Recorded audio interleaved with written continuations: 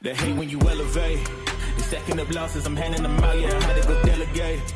It feel like I'm floating, I'm lost in the moment, I swear I could levitate. They never believed that I would really fly, I had to go demonstrate. I had to set them straight. They hate when you elevate, elevate, elevate. They hate when you elevate, elevate, elevate. Yeah, they hate when you elevate, elevate, elevate. They hate when you elevate, yeah. I had to elevate. I'm way up, way too fly, yeah, I'm feeling myself. Ain't no chance I'm coming down, no. Got a soul view to myself, yeah. Why would I give it up? Why do they wanna come take my place? I work too hard for it, don't need a replacement. This my vocation, now I got rollies all in rotation. Hop on a jet just to take a vacation. Remember the moments was trapped in the basement. Now the hard work is all taking me places. Squatting all black like we trapped in the matrix. Bet on myself and go ball out in Vegas. Living a life like I'm rich and I'm famous. Don't see the grind that I know that it came with. I ain't make it this far for myself, yeah. I had to prove to everybody else, I had to set them straight, yeah. I had to ball, so I had to renovate, I know. They hate when you elevate. They stacking up losses, I'm handing them out, yeah, I had to go delegate. It feel like I'm floating, I'm lost in the moment, I swear I could levitate. They never believed that I would really fly, I had to go demonstrate. I had to set them straight. They hate when you elevate, elevate, elevate. They hate when you elevate, elevate, elevate. Yeah, they hate when you elevate, elevate, elevate. They hate when you elevate, yeah. I had to elevate. Ooh, yeah. Why they wanna bring me down? So much drip, yeah, I almost drowned in it. I can't come it down, yeah, I'm way too fired up. I can't slow down. Ooh, yeah, yeah. I see the flashing lights, make sure the fashion right, yeah. I'm in my bag tonight, yeah. Ooh, I might just pull up a foreign. Watch out, the engine is roaring. It's too loud, you can ignore it. Yeah, yeah. This that high life with a few. You get to have it all, no need to choose. First, let me demonstrate how you can rise to the top. Yeah, I had to elevate, elevate, elevate, elevate. They hate when you elevate, elevate, elevate. Yeah, they hate when you elevate, elevate, elevate. They hate when you elevate, yeah. I had to elevate.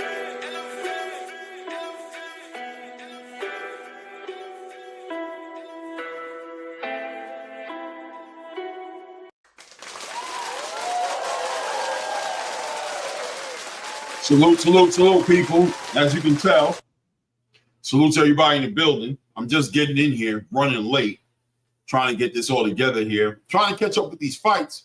Hope everybody's doing well. What's good to the peopleization in the building?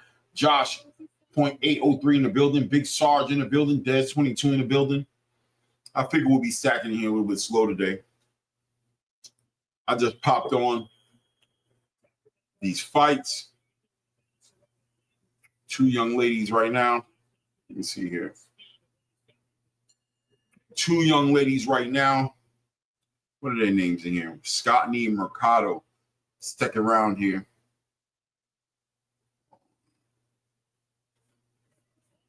There we go. Oh, man. I'm trying to catch up here. What's good? What's good in the building, man? Man, today was a crazy day, man. Saw the press conferences, the weigh-ins, the press conferences. It was a good day for boxing. Bad news on Gervonta Tank Davis, right? Bad news on Tank. Man, hope he figures that out, man. Always hate to see a brother go through something like going through something like that. Salute to Cloyster in the building. What's good, bro? What's good with you, family? Trying to catch up with these fighters, see who's who. I'm assuming, okay, Mercado's in the gold and white shorts, and Scottney, okay, in the blue shorts. All right, second round here. 55 minutes left in this second round here. Trying to see where this momentum is going right now. Both these girls seem to be kind of going for it here. Looks like Mercado is more of the paced out, sitting on the jab, trying to catch her with a little check hook, trying to make something happen here. We're down to 40 seconds left in that second round here. Mercado walking Scottney down here. Scottney looked like she wanted to be roughing up Mercado a little bit, or Mercado was able to just pretty much stop her in her tracks with straight shots. Yeah, I ain't gonna lie. Looks like there's a pedigree. There's a high pedigree in the ring here in Mercado, and then there's a fighter, a brawler from the outside looking in Scottney, who's slowed down now, trying to measure and take her time and pace herself with Mercado. But Mercado seems to have her on that back foot. Yeah, it is what it is. I'll probably give it to Mercado. End of the second round. End of the second round. I gotta edge Mercado right now at this point. I'm not even gonna score this. I'm just settling in here. Yo, man, what a day today, man. Devin Haney, Brian Norman Jr. Wow, guys, right? Let's see. Cloyster says, you reckon this Tank arrest is going to put an end to the August rematch? I think there's a good chance of that. I think there was probably already a bunch of issues going into making that fight happen. I mean, in all honesty, announcing a fight 4 to 3 weeks before the fight happens is diabolical within itself. You add this to it, you can only imagine. So I think it's a good chance. There's a good chance that fight's probably not going to happen in August at least. There's a good chance that fight probably won't happen in August, maybe a little bit later, depending on what he's really looking at as far as those charges are concerned. I don't know if he was on parole or on probation during this time period. Don't know how his legal issues are panned out as far as what he just came off of last year or a year before last year, and then how that translates into what's happening right now.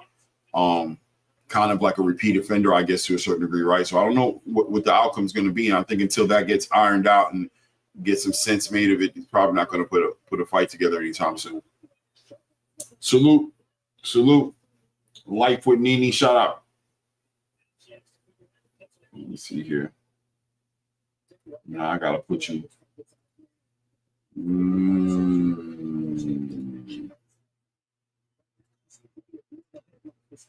Let's see here. Boom. Let's see here. Boom. Boom. Boom. Boom.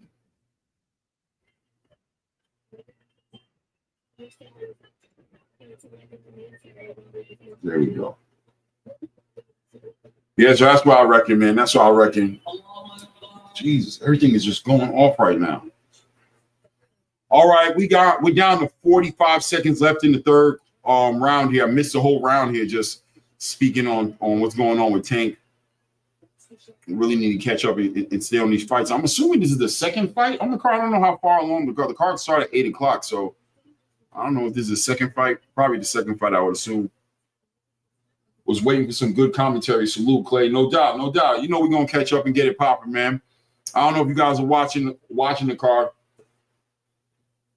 Cloyster says, I was going to make a video on it because they probably haven't announced rematch because they knew this was coming up for about a month. Ruins Tank's fight at the big money Paul fight too. Yeah, I think so too. I agree with you, Cloyster. I think this is something that was kind of in the works since that June 15th, since that situation happened. It was just a matter of when were they going to come around, whether they're going to settle this out of court or how that was going to work out. I guess, we got the real news this morning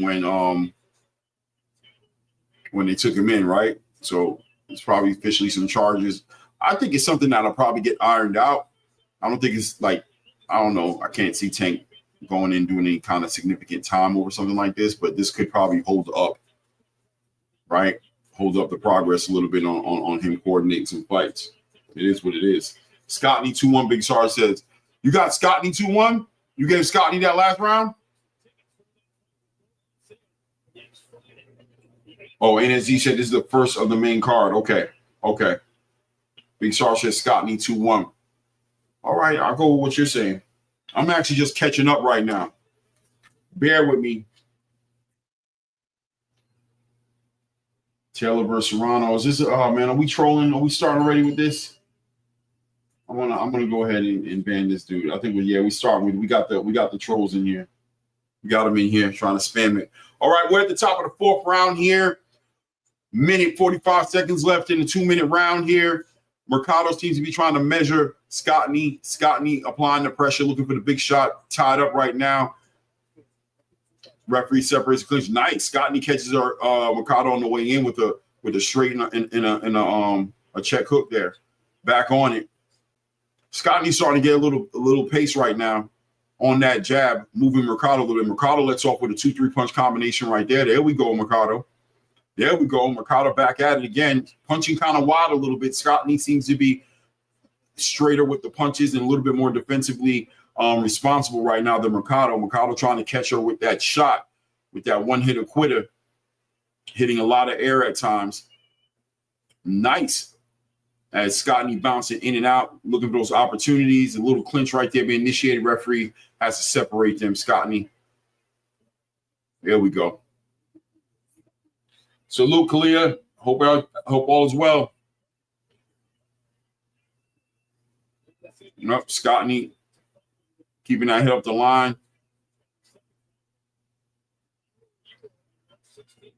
Mercado trying to let those combinations go, No real power or no real bad intentions on the edge of those punches, but more so trying to score, pity pat her way into a round here. We're down to 20 seconds left here in the 4th quarter. Scottney leaps off straight right hand, tries to catch her with a check hook, back on that jab. Mercado trying to catch her on the jab, excuse me. I think Scottney's doing a real good job of getting that timing down of Mercado. Really just measuring her right on that jab, just sticking to her and moving. Nice movement. Got to get that round of Scottney too. I'm assuming that 3-1, Big Sarge, 3-1 for Scottney. I wouldn't be mad at that scorecard at all. Wouldn't be mad at that scorecard at all.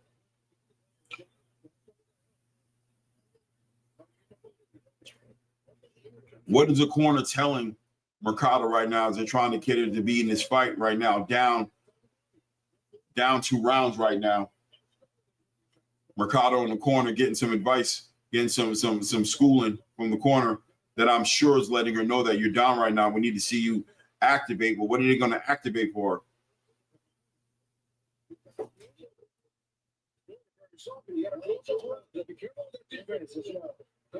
Yeah, Scott needs, Mercado seems to not too sound on the defense, letting her hands kind of sit low a little bit. Maybe to try to bait Scottney in to being a little offensive so she could walk her into things. But Scottney doing a good job of just being disciplined. Look at that. Scottney starts off the top of that 5th round with the double jab. Tied up right there. Scottney letting it go. Nice head movement from Scottney. Mercado back to trying to get something to go off that jab. Trying to set something up off the jab. But Scottney doing a good job making a pay. Straight right hand by Scottney. Right down the middle. Straight shots by Scottney are beating Mercado's looping shots. And she loops another right hand that hits nothing but air. Sitting there trying to measure her up. And look, when she tries to measure up and catch her with that right hand, she's bringing down both hands. So she brings down that left hand to kind of get that right hand going to get an uppercut. But, Scottney doing a good job of staying inside that distance to where that mid-range, she's able to counterpunch and really capitalize off of Mercado and those wide punches. Back into a clinch right now. Scottney applying a little pressure to the back and neck of Mercado right there. Nice straight shot to the body by Scottney. Good defense by Scottney as Mercado's trying to make this a messy fight, trying to get it to be a fight. Referee warns both fighters, let's keep this clean. Let's keep this clean. Teach says those eyes. Mercado, salute to Teach. Koisa said you missed a real good undisputed fight from Shanika Johnson. Don't understand how that fight wasn't main card. Okay. Eastside Easy in the building. Salute. Yeah, Mercado really letting off these shots, man. Really hooking off these shots a little wide right now. And honestly, Scottney beating into a lot of these punches because she's just punching straight. Even right there. You know, that was a nice little straight left hand right there. A nice jab off the angle. Nice. Scotty catches her 1-2 right on the tip of the chin. Mercado trying to chase it down and really not doing a good job of cutting the ring off. Mercado has a cut right now over her right eye right now. Scotty sees the blood and is opening up on Mercado right now, having her hands low, doing a great job. Moved her head right off that line. End of the 5th round. Scotty getting real confident right now as she's got Mercado's rhythm down to a science and knows what Mercado's going to do before she even does it. Mercado looking a little clumsy in there, not cutting off the ring well, following Scotty around, and Scotty using that to her advantage, just walking her into a lot of bad intention shots. Salute, salute. Good morning, good evening, good afternoon, wherever you at. Joseph Johnson, the bill says, my God, what's good with you, fam? What's good with you, Joseph? Mercado with the back cut, 4-1 Scotty, 100 Big Sarge. Definitely got a back cut right over her right eye, but it looks like Scotty's also nursing a cut over her left eye right now.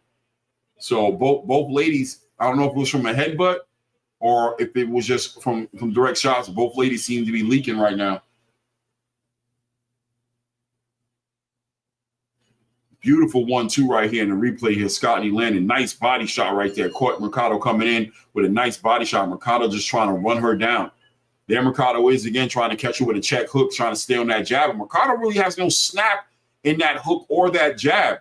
Let's be honest. It's real slow, you know. Like Scotty really telegraphing those shots. Scotty able to capitalize off of, you know, Mercado's like lack of athleticism. It's amazing because Mercado, look, nice right hook by Scotty. Once again with a 1-2 right there, catching her in the solar plexus right up top.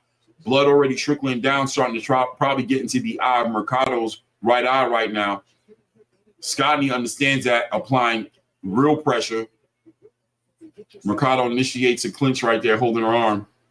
Referee separates him. Nice hook off to the body by Scotty. Nice. Scotty with a nice 2-punch combination. Keeping her hands low, baiting her in. Mercado's just being outclassed right now. Really can't do nothing with her. We are 1 minute left in 6th round right now. Mercado doesn't have any answers to the movement, to the punch shot selection of Scotty, to the defense of Scotty. Mercado just chasing her down, trying to really apply pressure and hope that she breaks something in Scotty. But Scotty doesn't look like she's going anywhere. Great defense, keeping those hands up. Straight shots by Scotty has Mercado looking like a little bit of a mess right now. Blood trickling down the face. Straight jab by Scotty coming right down the middle, walking down Mercado. There we go. Scotty with a 1-2 overhand right. Check left hook. Yeah, Joseph, we got the best rumbles going on this weekend. I can't even lie to you. Big Sarge says Scotty's walking her into everything she wants. Yeah, Big Sarge. Really, because Scotty's not, let's be honest, Mercado's not doing a good job of cutting the ring off. She's following Scotty. What's happening is Scotty's able to walk her into shots, right? Bring her, since you're gonna follow me, I'm gonna move in a way to where you're walking into these shots. And Mercado, maybe the shots aren't hurting Mercado, and Mercado seems to think that, you know, she'll capitalize off these shots and try to counterpunch. But on the back end of those shots, Scotty also able to move and get her head off the line and get out the way of danger. Mercado seems a little frustrated dealing with that. It is what it is. Scotty 5-1, easy work. I agree with you, Big Sarge, for sure. For sure.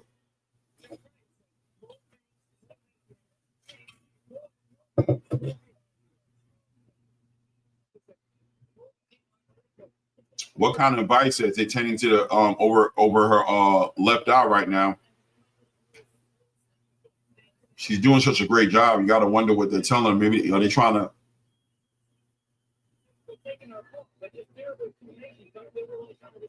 Okay, encouraging Scotty to let off more combinations.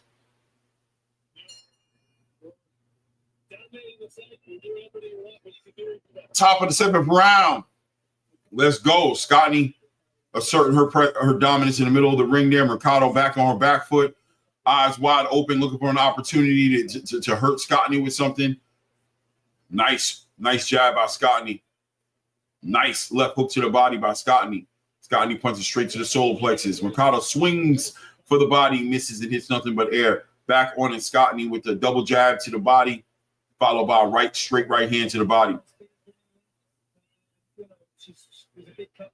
We got a clinch right there. Referee separating on the clinch. Minute 20 seconds left in the seventh. Nice hook off to the body. Overhand right by Scottney. Back to the double jab. Straight right to the body by Scottney. Mercado continue to walk and try to apply the pressure to Scottney again with a nice left hook to the body. Right hook to the body by Scottney. Okay, Mercado tries to let off a combination hook, uppercut, hook. Mercado pushing the pace here. I wonder if the judges are looking at this and awarding her rounds just based off the aggression. Scottney doing a great job of just walking her to whatever she wants to walk her into. Nice check left hook, straight right hand by Scottney. Continue to move, keeping that lateral movement as Mercado tries to stalk Scottney down, but Scottney able to capitalize off those moments of nice hook off to the body by Scottney. Scottney really committed to hitting that body.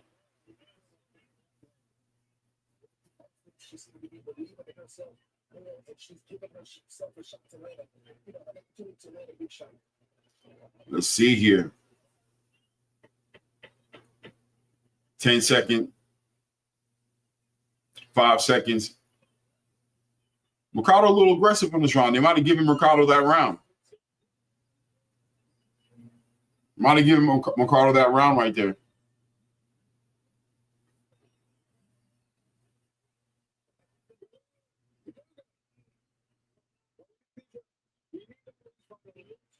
Mercado's instructions letting her know that they need all the final rounds to win this match.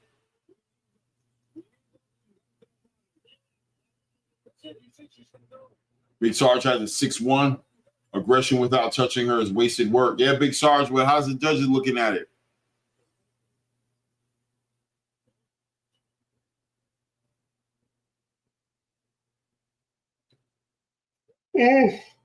Been working all day. Another one of these late night live commentaries.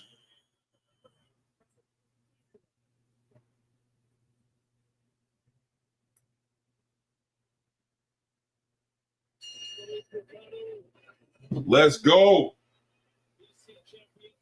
Top of the 8th round. Mercado initiates a clinch right there. Scottney circles out, gets out that clinch. Check left hook on Mercado. Mercado with the 1-2 hits nothing but air. Initiating the clinch. Mercado pushing Scottney back. Minute 30 seconds left in the 8th round. Yeah, Eastside. Mercado looks like he might have caught Scottney with something. She tried to back up out that drama. Mercado follows her right down, walks her right down.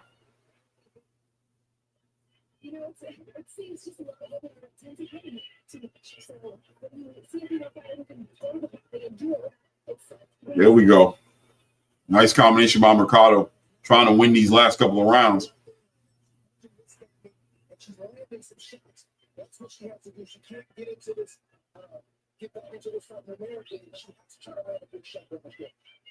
There we go. 1-2 from Scottney. Straight right hand followed by left hook. Follows her up in the corner right there, letting them hands go on Mercado. Letting her hands go. Mercado stops her up a little bit with that jab. Big overhand right. Followed by a clinch by Mercado with Scottney with a nice overhand right.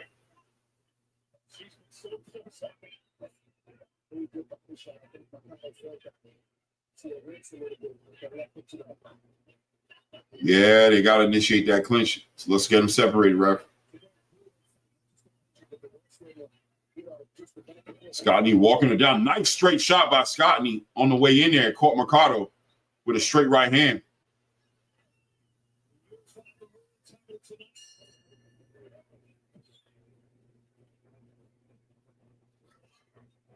Ooh. 7-1. Sorry. Big sorry. 7-1. I didn't even score this one, man. I'll start scoring on the next fight. I'm just trying to get my ship legs under me right now. Great cut, man, in the corners. We got some deep cuts going on here, and they're doing a great job of stopping these fighters from bleeding out.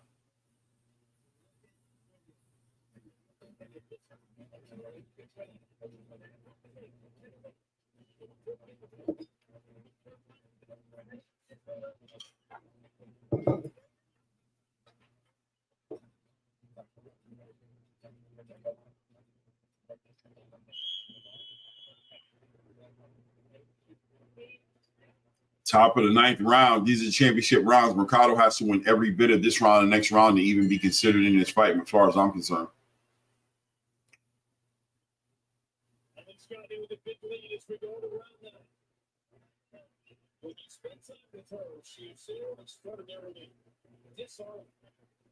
Mine yours, mine yours. Salute to you, family.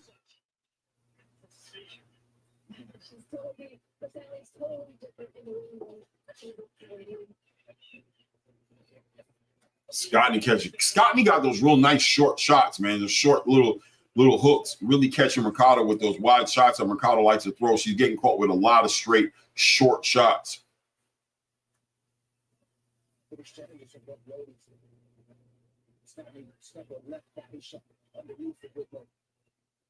Nice. Left hook to the body, followed by uppercut or left hook. Nice. 1-2. Scotty doing great to keep catching her with these short shots. Mercado keeping her hands down or in the midst of throwing something wild. Scotty throws Mercado to the ground right there. Referee cleans off the gloves, doesn't count that as a knockdown. Gives a warning to Scotty to keep this clean. Let's go. 45 seconds left in the 9th round here. Initiating clinch by Mercado again, trying to let her hands go. But Scotty with those real tight short shots, catching a nice check right hand. Nice right hook. Nice check left hook by Scotty, walking down Mercado at this point. Mercado looks like feeling the wear and tear of this campaign, especially with that blood dripping into her eyes. Referee trying to separate him right now.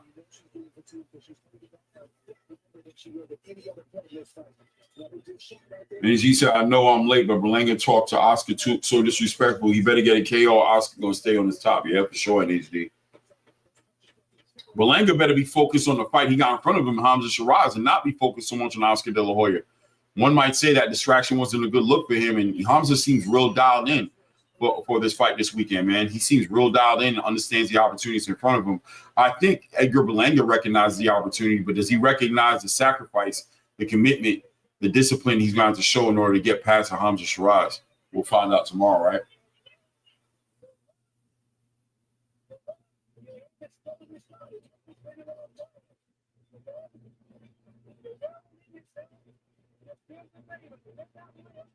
Trying to hear what they're saying. Apologize, guys.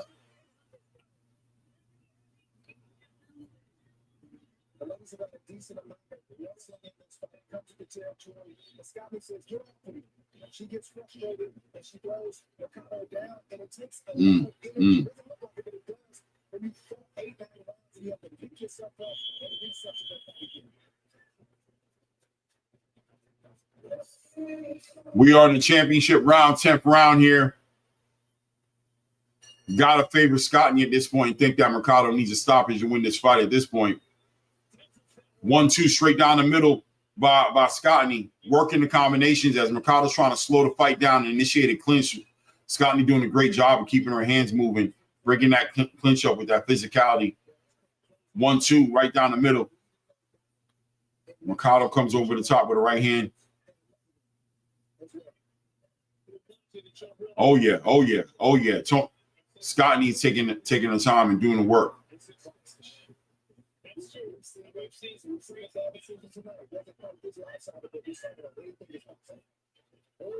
There we go. There we go. Minute and 12 seconds left in the final championship round, 10th round.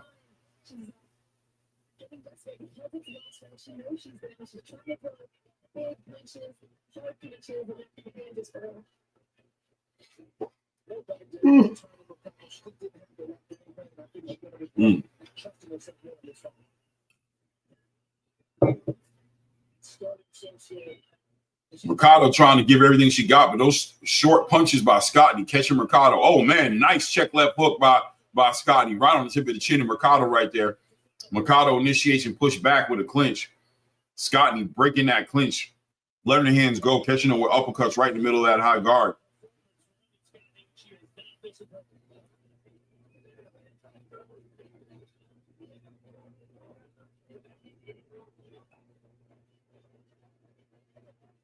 Nice. Scotty comes off the ropes, catches her with a nasty check right hook.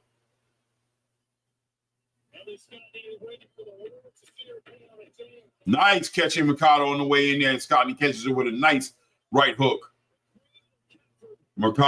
Scotty taking her victory lap, end of the 10th round. Scotty must feel real confident that she won this fight here. Mercado putting on the facade, putting that hand up, but I think we all know what time it is. Scotty gets raised up by her corner, as they're pretty sure this should be a unanimous decision. Pretty much dominated the entirety of this fight. Virgil Wimberly says, Clay, these rounds need to be 3 minutes. Yeah, there's an argument there to say that these females need time to work. When you have 2 minutes, how can you really work a strategy out, right? Like, how can you get the jab going and work that jab, or get the body going and be able to capitalize on it? By the time the work starts to culminate and work into something positive, the round is over, right? So I definitely understand where you're coming from, Virgil.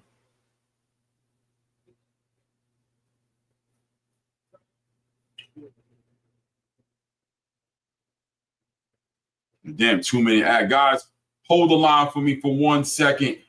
I'm going to get me a cup of coffee, man. Yes, it's a necessity. Bear with me. Appreciate your patience, guys. Be right back with you.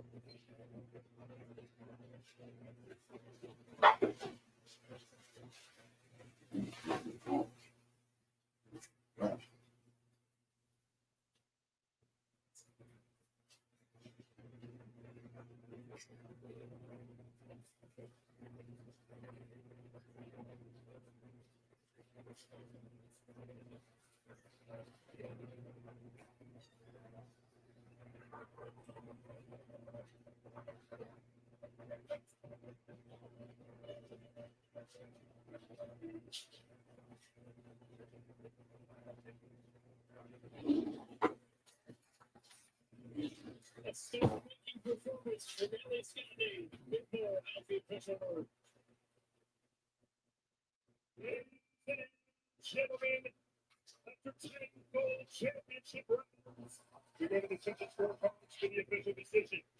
Judge Ted Cheatham sees the contest 100 to 90. While judges Robert Perez and Robin Taylor see it 98 to 92. Declaring your win by unanimous decision. And now the unified WEC WBO magazine super bantamweight champion.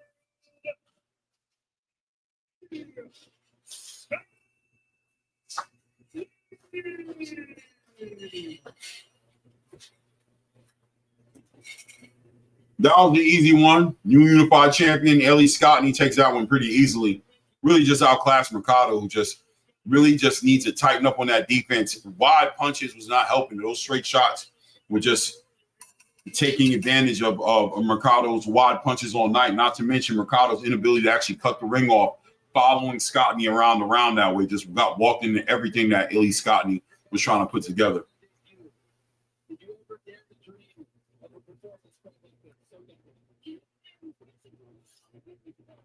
Salute. Good morning, Echo. How you doing? Echo, you want to come hang? I can put the link out there for you.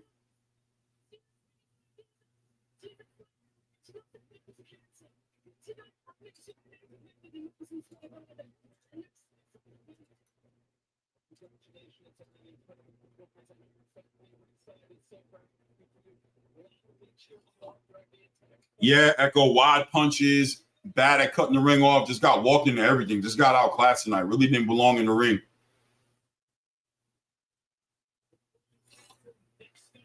Amazingly enough, a packed building here, man. A lot of people in the building here, a lot of people showing up for women's boxing, man. Yeah, Virgil, lost every one of them.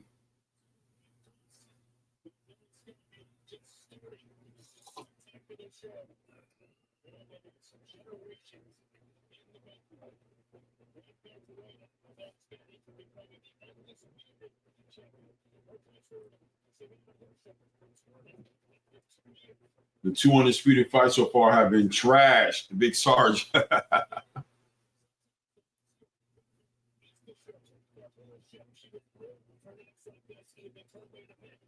Echo. How you doing, Echo? I'm good, thank you. How are you? Doing good, man. I'm just watching the boxing. It's a bit late now. It's a bit late now in England, but it's okay. Yeah, catching these fights. Yeah, it's 2 a.m. now. Yeah, I'm trying to scoop up this peanut butter. I'm not liking the way this one. Get me to I'll be right back. Yeah. What do you think about the fight so far?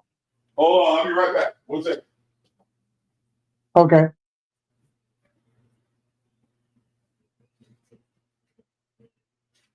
Get that Peter Pan.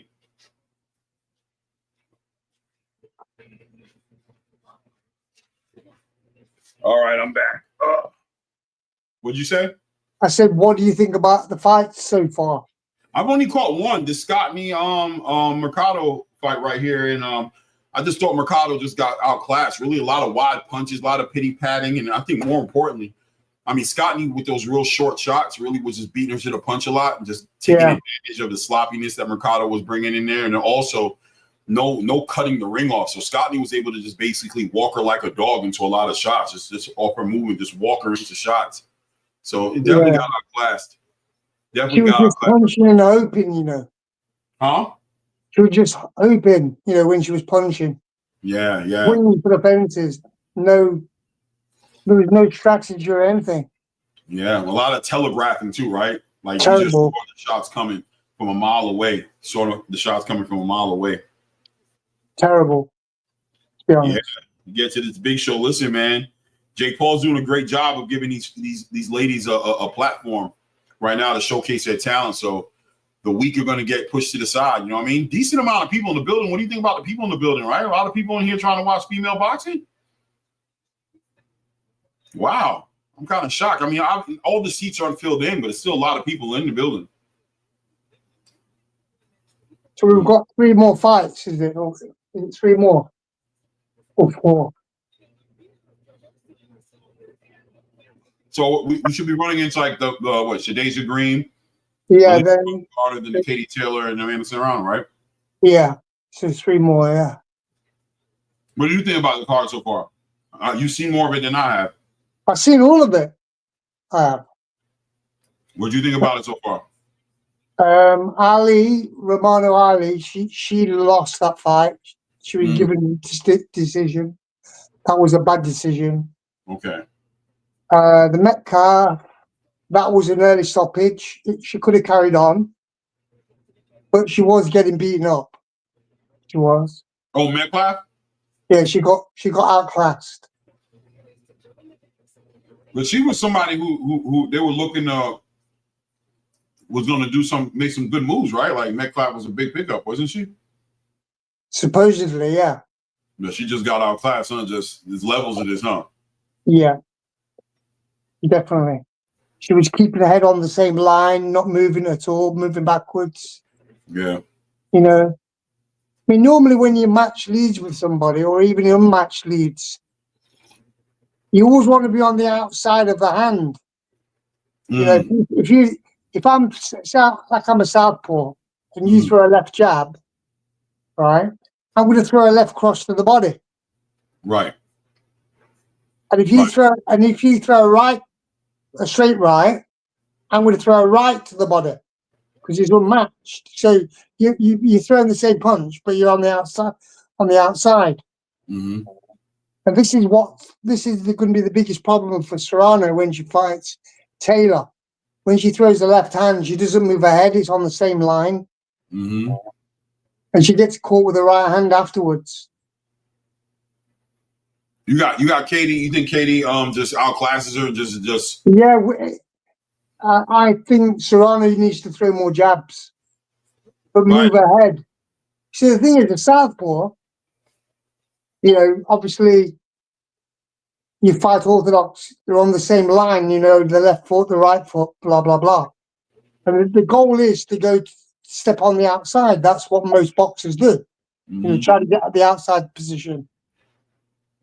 But usually when you've got a southpaw, the southpaw will always go under the left hook of the orthodox fighter and pivot out. But if you watch Serrano, what she does, she'll jab and throw the left hand on the same line, and she'll get hit with the right hand. If you watch the Katy Taylor fight, she was getting hit with that right hand all the time. And she was just jabbing with her head straight. You understand what I'm trying to say, Clay? Yeah. So what it is, if somebody's throwing a jab, usually one of the best defenses is to move your head a different location, either before the jab or during the jab. So you might say, I'm going to jab now. I might just do this. Right. Or that. Right. Or this. That way there's no straight line for anybody to hit because obviously you're always moving your head. And have your hand, vary your hand position as well when you jab. Yeah, if you're gonna, so I mean, sounds like basically you're saying if you're gonna move your hand away from your face, you have to acknowledge the fact that there's an opening there. If you don't take anytime you throw a punch, especially to the head, anybody's head, your body's always open. Right. And whenever you punch, you're going to be open anyway at some point. Unless you're an octopus. Katy Taylor just walked into the building. Shout out L-Dub, the boxing plug in the building. L-Dub, what's good with you, brother?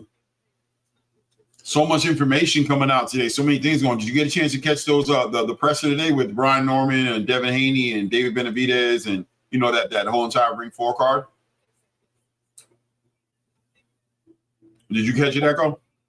Yeah, I watched it. I watched. You mean the Haney and Norman? And yeah, I watched that. Yeah, I did.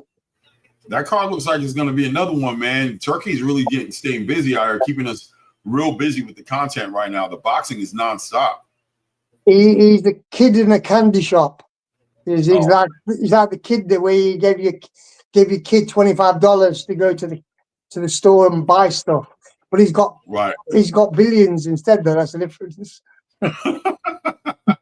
Horrible problems Turkey has. Horrible problems. Well, the thing is, he can do what he wants, really. You know what I mean? He really can. Yeah, I wouldn't be surprised if he buys out all the everybody out, to be honest. Listen, man, you see David Benavidez over there. I mean, listen, that's not a message within itself to kind of give you a little idea of what's happening right now in the boxing space. I don't know how much more you need. Who else will he need? And he wouldn't need many more people. No. He'll have all the best and the biggest stars fighting for him. Ideally, you would say that Gervonta Tank Davis is the only fighter really out there that, you could say that he maybe bring in that he's having a hard time bringing in. But listen, man, I've been saying to people for a while now, the game is bigger than any one fighter, man. And those are smooth facts. And it seems like the game is continuing. Even the division itself, 135 seems to be moving past the whole Gervonta Tank Davis issue. You know what I mean? They just seem to be moving on.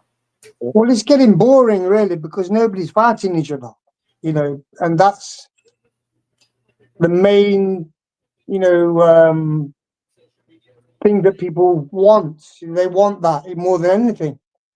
For people to, because you don't know who's the best at 135 because they don't fight each other. Mm-hmm. even the welterweights, the top guys are not fighting each other. Yeah. You know, and obviously the junior middleweights, you've had Puello and Gary Russell Jr. I mean, yeah, Junior middleweight. You talking about the super no, welterweight? Antoine, I'm about. Yeah, they've fought, and I mean, that was a good fight. Right. You know, the first one, and and he beat him the second time. So I think things are looking up. You know, if it carries on like that, but people duck each other. That's the problem, you see. Well, that's you know, boxing for the past 20 years or so, you know, specific. I mean, really, the last 10 plus years, just been kind of dealing with the politics, right? The politics that they've always been there, right? The politics of the sport has always been there, but there seem to have always been some sort of a balance there, where the politics kind of did what they did, but there was still room made for the boxing fan, for the avid boxing fan, to still catch fights that they wanted to see, even if you had to wait a little bit. But as we got closer and closer to this era that we're in right now, they just were completely starving the boxing fan from those great fights. For sure. I mean, how many people have not fought, like the PBC? Mm. How many of their fighters have never had a fight in 6 years? It's insane. There's plenty of them never fought. I guarantee you they've never fought within 2 or 3 at least. Mm-hmm. Because there's no cards. I mean, I remember when the PBC, when they had when they were first coming out, they had all those nice shows, Mm-hmm. But it's not been like that for ages. Yeah. So there was, and I said that before. I had that conversation. People who were crying about the boxing leaving the States, and the fights they feel like should happen in the States or not. Who cares? Right. It's world boxing. It's not United States boxing. Right. Oh, you already know how I feel about that, Echo. It's all about world championship. And I mean, I'm half American, right? I live in the UK, but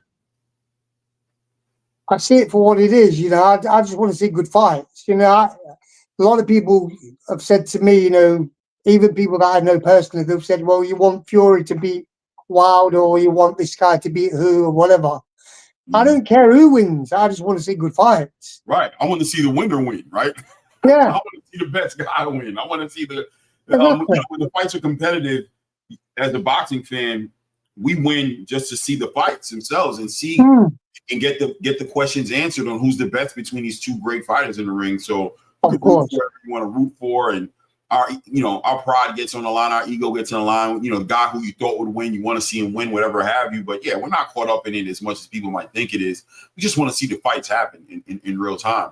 Why can't I be a fan or whatever of Tank, Shakur, and Devin? Why not? Why not? Me.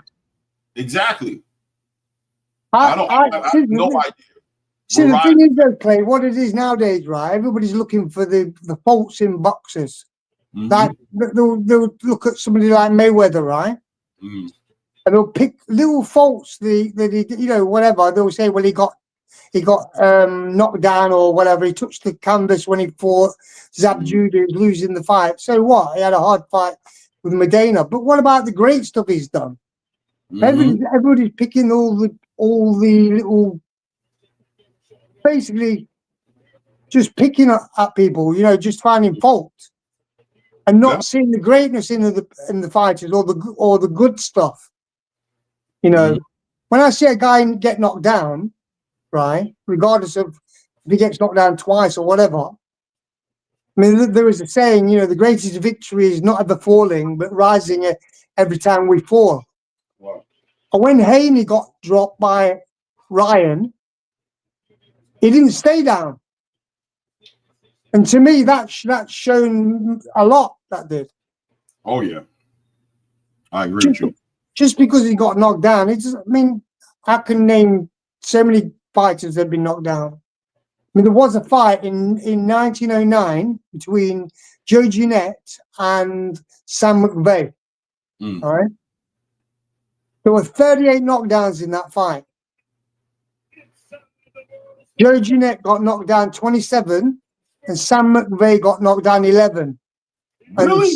And Sam McVeigh quit. He got knocked down less, but he quit the fight. He actually gave up in the fight. Yeah, we got two ladies coming into the ring right now, Shadeja Green and Savannah Marshall. This is a good fight right here, Meko. But I'm looking forward to seeing, Shadeja Green looked like the lights kind of got to her on her when she had that opportunity with what's my girl's name again? Help me out, Chad. Who was it that she fought against and just shrank to nothing? What was her name again? What's her name? The one Discern. Oh my goodness. What is her name? Help me. Chat, don't leave me hanging here. Fran. Yeah, Fran's what's her name? Something Discern. Fran. Yeah, Discern, yeah. I'm trying to think, man. You know what it is, Clay? It's not what skill you've got, it's what skill they got under stress. Mm-hmm. Fran Sean. Yeah, she that a fight where Shadeja looked like she just became real, put her hands in her pocket and wouldn't let her hands go and looked like the lights got to her. Well, this is an even bigger show here. This fight right here against Savannah Marshall puts her in a conversation to potentially fight against a Clarissa Shields or something like that, right? Because this would be a common opponent for Shadeja to have with Clarissa Shields and put her back into the conversation as one of the up-and-coming female boxers in the space. So this is a big fight for her. I'm really interested to see how she's going to deal with this. If she's going to take those chances, stay sound, but take those chances to take this moment. Looks like she's in great shape, by the way. I don't know if you've seen her, but look how she slimmed down a little bit. I'm just looking at Serrano. I think I probably got a bit of delay on my TV. I think maybe. Mm-hmm. I could just see Serrano. I can't see Green in the ring. Okay. Sweet. I could see it now. Yeah. The sweet Terminator. Shadeja Green. This is your night, Shadeja. She has a good chance. Yeah, it's a good chance tonight. Listen, Savannah's been doing mixed martial arts for a past like 2 years or so, right? So she hasn't been in the ring. Her last boxing match, I think, might have been against Clarissa. It might have been against Clarissa. I'm not sure. I don't follow the females as closely as I maybe should, but I know she's been doing the MMA thing for a minute. So she had to kind of get her body in the rhythm back to being a boxer, a professional boxer, and leave the MMA behind her. So it won't take that long, though, to be honest, they play. Especially with that caliber of talent that she has. But this is listen, man, this is about as good as it gets for Shadeja Green as far as like fighting against Savannah Marshall. You know what I mean? Getting maybe the first 2-3 rounds she can capitalize. She's got to keep away from that right hand. That's all. All that back and them big shoulders of Shadeja Green.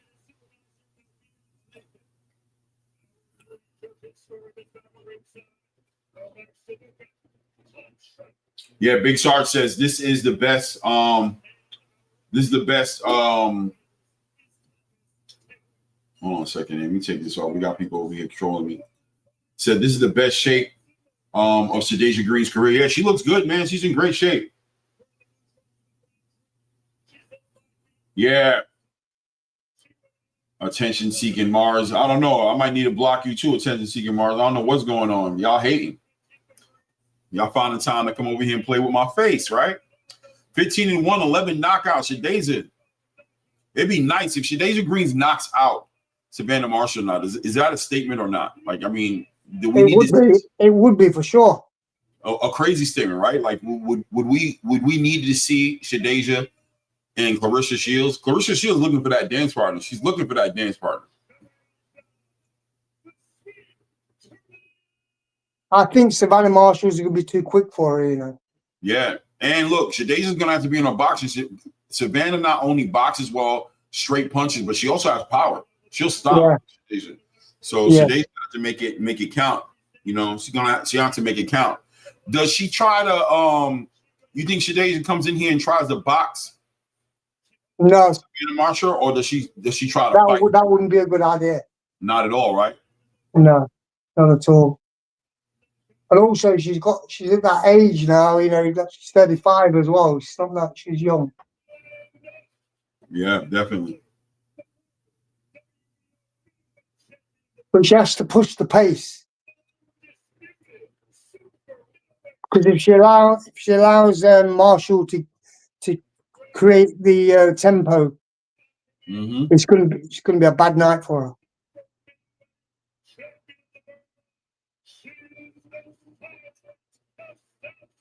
Savannah, a beast, man. You can see it in her face.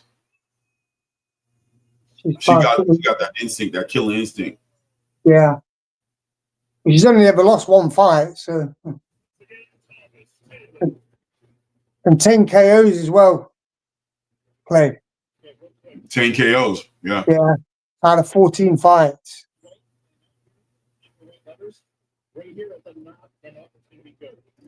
Let's see if Shadasia can step up to this big stage. This is the biggest stage that she's ever been on, you know, against Savannah Marshall. This is a big, huge fight for Shadasia Green. What an opportunity for her. And, you know, I'm sure Savannah Marshall, both these females can be in the conversation of fighting Claressa Shields on any given Sunday. So let's see what happens.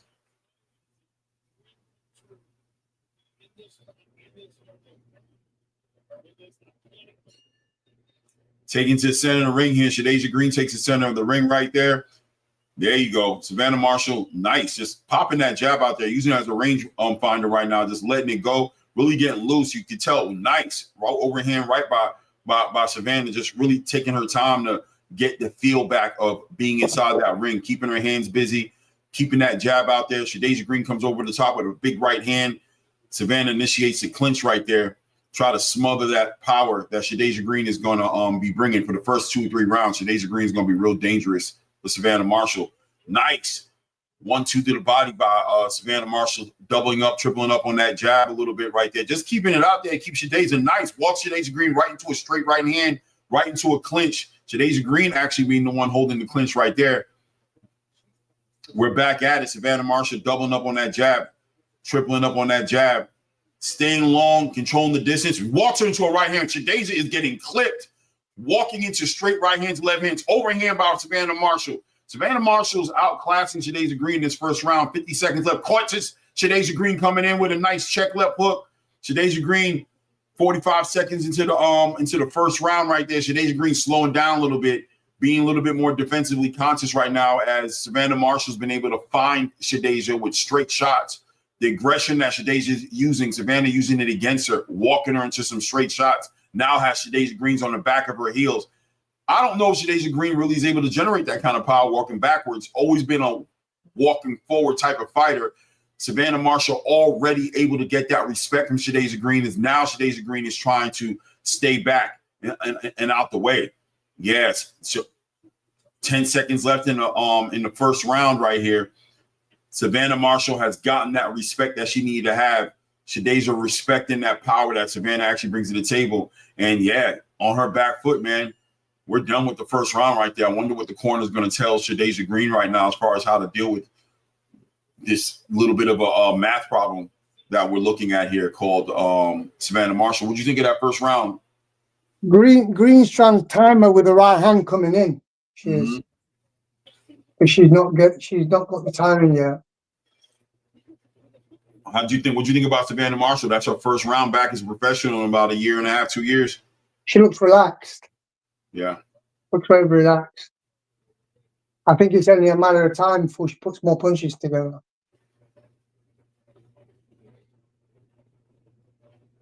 Yeah.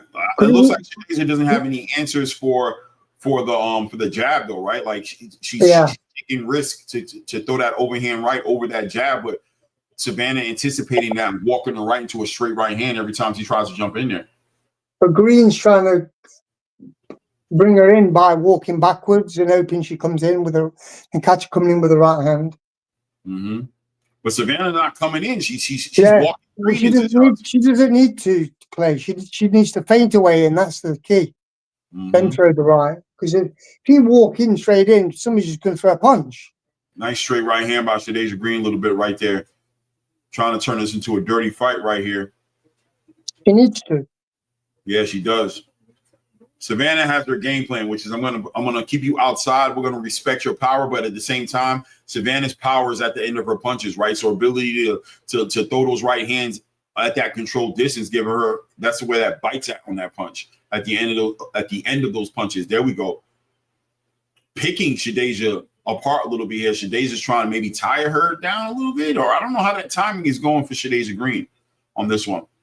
Straight right hand. Clay, that is not going to work. She's not going to get tired. She's not. Exactly. I don't understand what the game plan is. She needs to catch her with the right hand moving in. But you think Shadasia could capitalize a little better if she worked the body a little bit, jab, tap, sotaplex, and use that as a way into that void, and then come over the top with the right hand? I think she's doing what she needs to do. Take a step back and catching her moving in. Maybe turn the right hand over the jab, but that jab's very fast. Shadasia getting that jab going off a little bit, though, looking a little better on that jab. Overhand right there. Shadasia's jab looking a little bit better this one.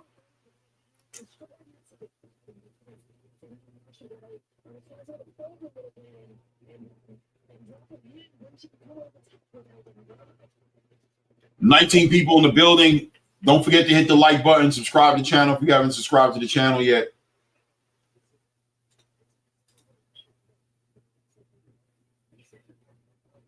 Yeah, G-Tad, snipe them all, snipe them all. Try the right hand again. Where you want to go with that round right there? Christopher McDonald in the building right there. I gave that round to Marshall. I got Marshall 2-0. Big Chargers. Yeah.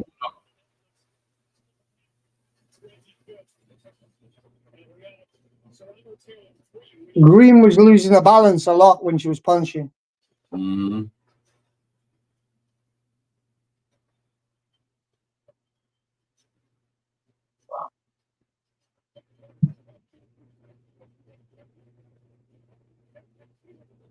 Ooh.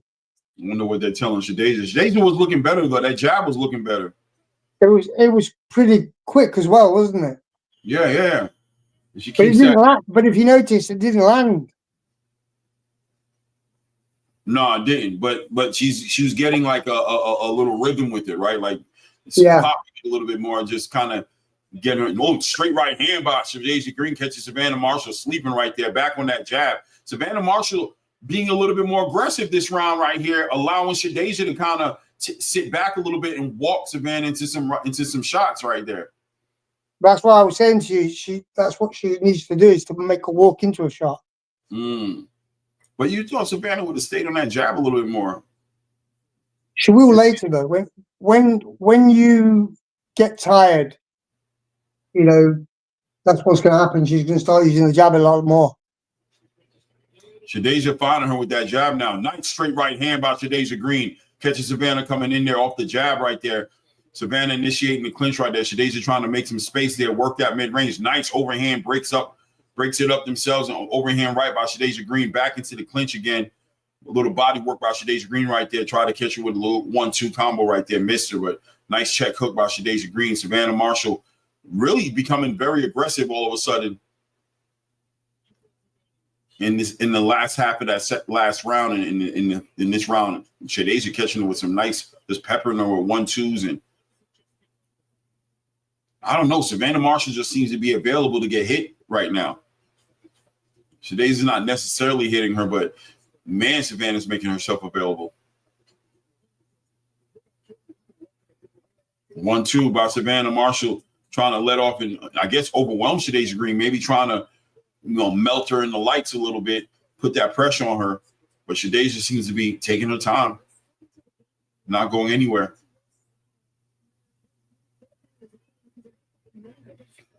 Serrana letting her hands go. Shadasia taking this round off a little bit, allowing Serrana to go ahead and push that energy out there.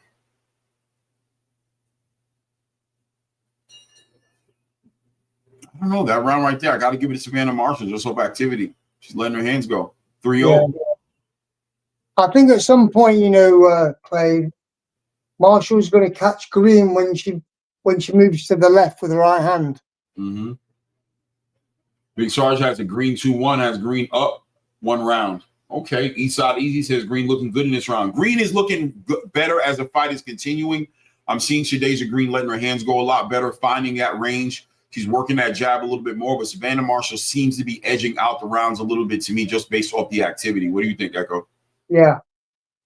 And I think she's going to catch him moving to the left when she moves to the left. She's going to catch with the right hand.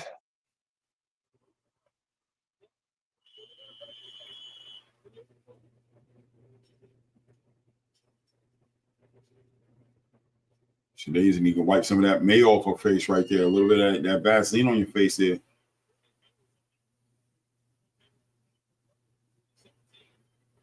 Well, Clay, who have you got with Taylor and Serrano? Who do you think's going to win? I'd like to see Serrano take this win. I'm not going to lie, but I don't know how much more. You know, this third fight right here, you just ask yourself, how much more can either one of these girls do? Mm-hmm. I mean, you know, they've done so much already. You know, it's kind of hard to imagine Amanda Serrano making some adjustments, or even Katy Taylor might make a little bit of adjustments. I'll say in that last fight, she got caught off with Amanda Serrano's like early aggression. It took a little while to get a control of her, so maybe start a little earlier for Katy Taylor. Amanda Serrano, I don't know, man. She started early last time, like you said. Work that jab a little bit more. You know, that's what she needs to do. Mm-hmm. Salute HLD was good.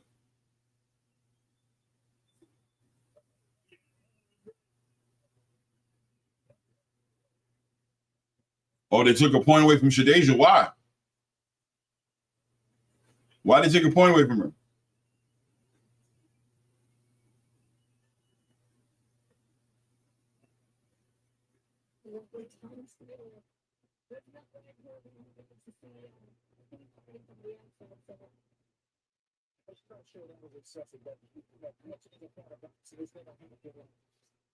Savannah bullying Shadeja Green a little bit now, starting to let off them shots. And is she strong? Is Savannah Marshall stronger than Shadeja?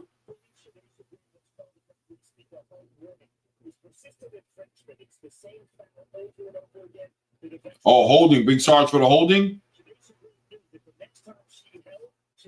Gee, I don't know. Somebody played. It was, oh, man, yeah.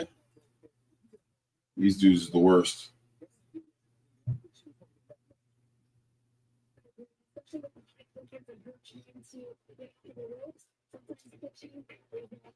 Gadget got it. Savannah Carter.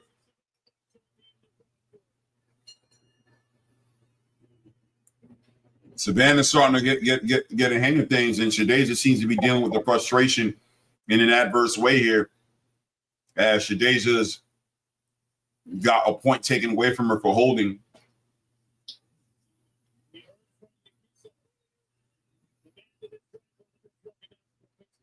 Shout out to Jake Paul, man. As annoying as it is to see him do some of the things he does, you got to give him respect for how much he's been able to accomplish in the boxing space in the past couple of years. He'll go down as a Hall of Famer, you know that. I feel like it. I feel like it's heading in that direction. He will. Just by what he's doing for women's boxing. Mm-hmm. To hate him or whatever, but, you know. Oh, that was not a good taking points, man. Savannah was pushing up on her. It is what it is. Well, Savannah's gotten Shadeja to calm down a little bit, sit on that jab a little bit, become a little flat-footed right there.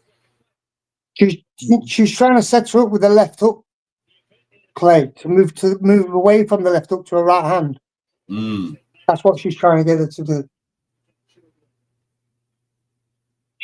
So she won't have to take the big left hook by moving away from it. Oh, Shadeja Green catches Savannah Marshall there with a straight right hand.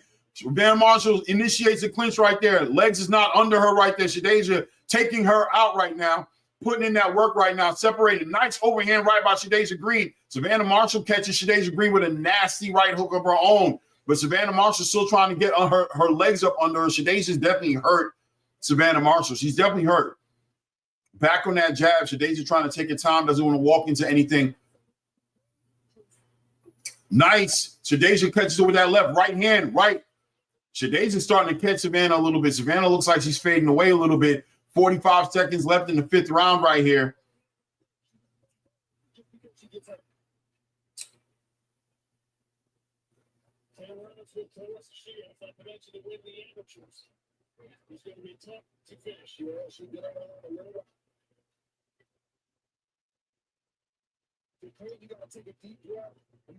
Shadeja catches it with a nasty. Now Shadeja's shortening up on her punches. I love the fact that she's shortening up on those punches, Echo. She's not wide with them anymore. She understands that she needs to get there fast. She's shortening up on those right hands and left hands and really just working on touching that chin. Nice. Yeah, this is definitely a round for Shadeja Green right here. Nice. Nice. Nice. Nice. Yeah, Shadeja's trying to find her mark. She's definitely boxing better. Tighter shots. She's getting real short on those shots. She's getting tired though. Oh yeah. Welcome to the big girls in the big leagues. You know what I'm saying? This is what Shadeja is known for a little bit, but at the same time, Savannah's been buckled.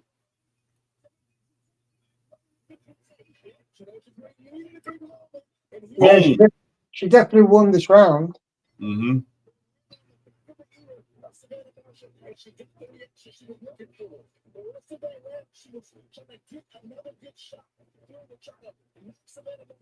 Ooh. Mm.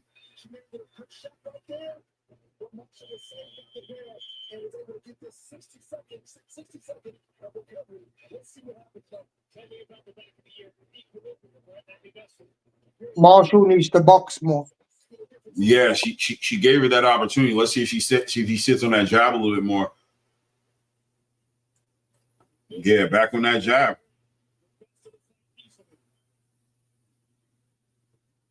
Too near for that right hand.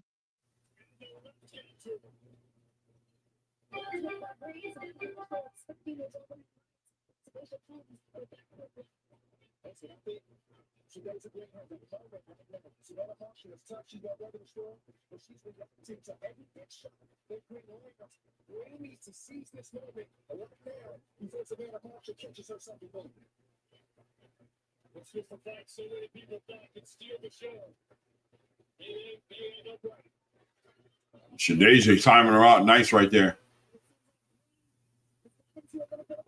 Shadeja back on that jab, doubling up on that jab, catching Savannah, backing her up a little bit. Savannah swing bada bing for the moon and misses. Hits nothing but air. Straight attack that body.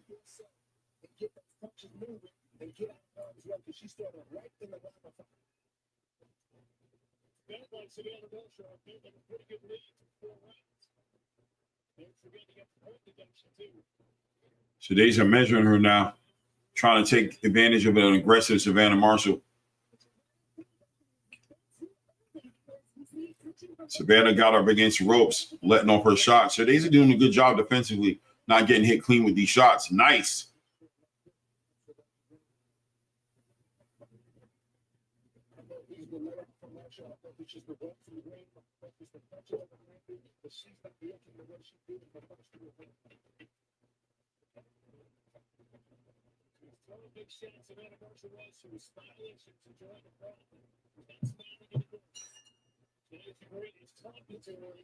I'll give Shadeja that round too. Even though Savannah was was pushing a little bit, I still give her that round.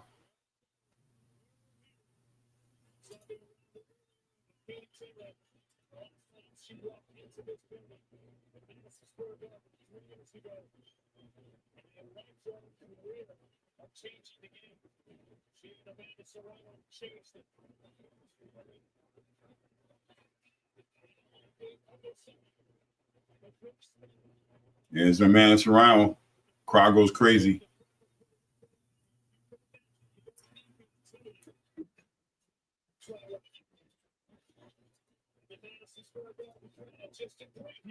Hey. What's up, Echo? I gave that round to Savannah? Marshall. To Marshall, yeah.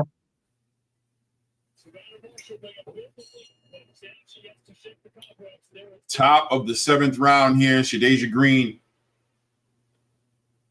wants to capitalize off of what she's been able to accomplish in these earlier rounds. It's going to taking some risk and letting her hands go. Savannah Marshall looking like she wants to press and keep that lead.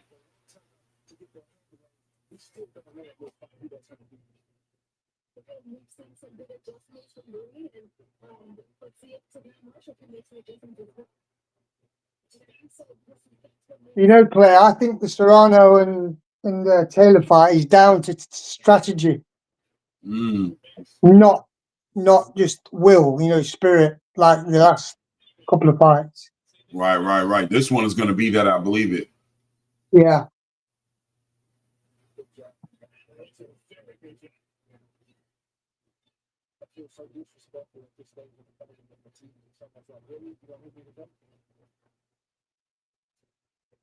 Shadeja trying to find that distance and walking her into something. Savannah doing a good job of keeping the head off that line. Nice. Yeah.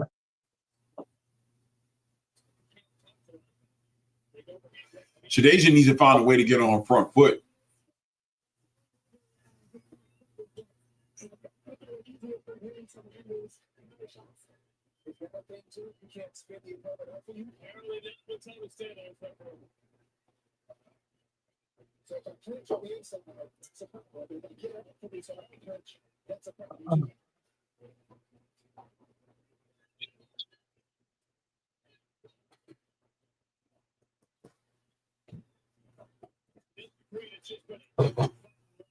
Shadeja catches it with a little check left hook there, straight right hand.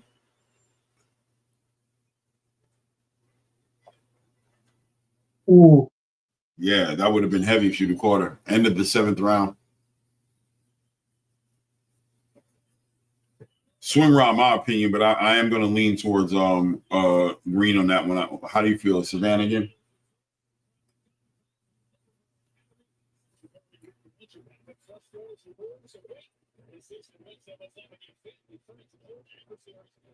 It's more of an even round, to be honest.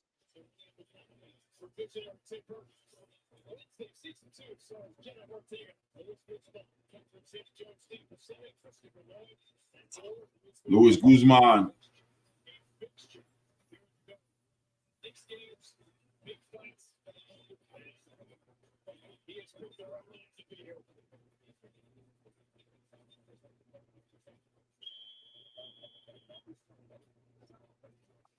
I think Green needs to box more rather than trying to throw big shots. She needs to take some chances, that's for sure. She needs to find a way inside that close range so she can work without, and she has to find a way to defend that clinch. Nice.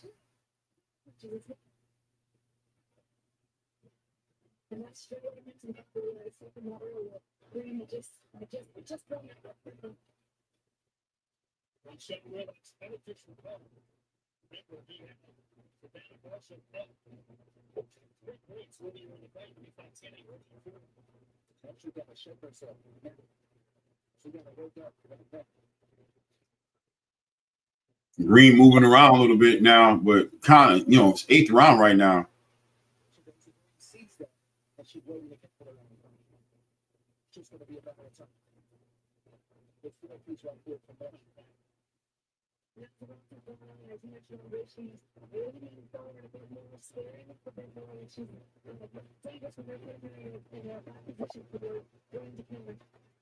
Stays back on that jab.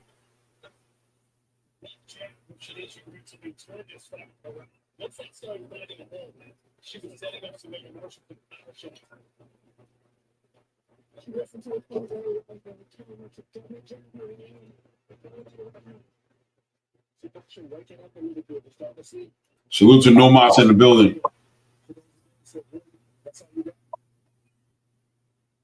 What does that do when you see somebody talking to you like that? When you look at you, it depends on who you're going to say. If some people will get discouraged by the point of doing that, other people will say, "I'll give you what you asked."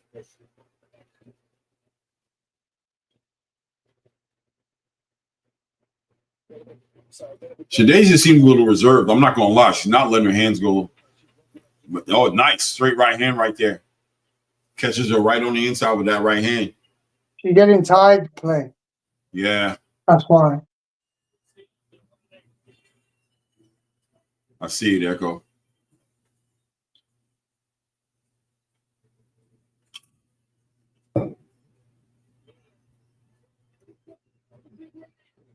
Big Sharks has green win in the last 4 rounds. Okay.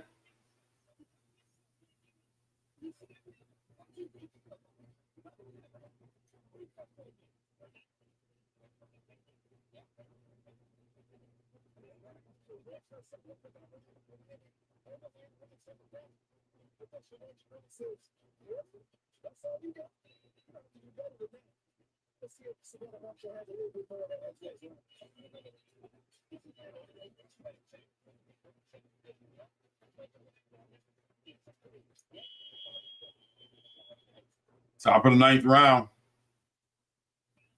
It's gone quick, hasn't it? Well, 2-minute rounds, right? Yeah.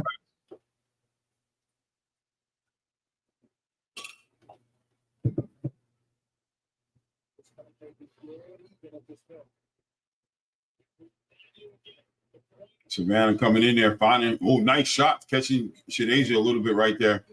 Nice little check left hook, catching Shadeja right before that clinch. Referee warns Serrano coming in head first and initiating that clinch.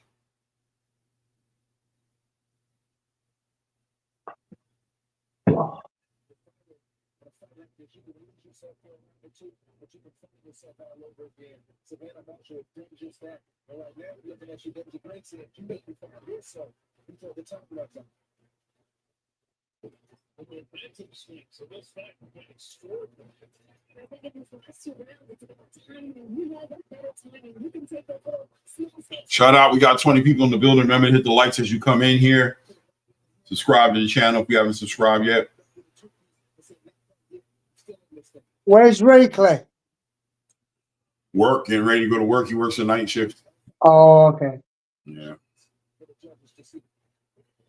Blue was actually supposed to come in coach tonight, but he ended up getting tied up with some things as well.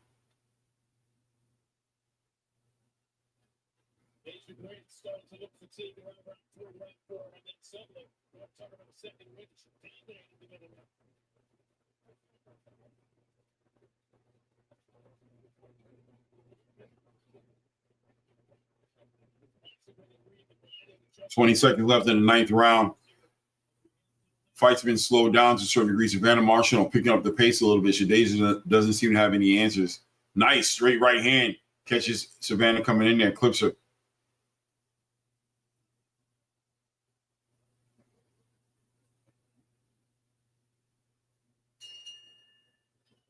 End of the 9th round. Gotta give that one to Savannah again.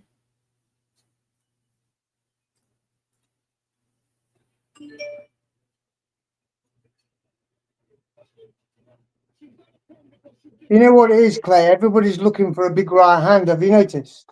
Yes. And they're not just boxing behind the jab and blinding the person with the right.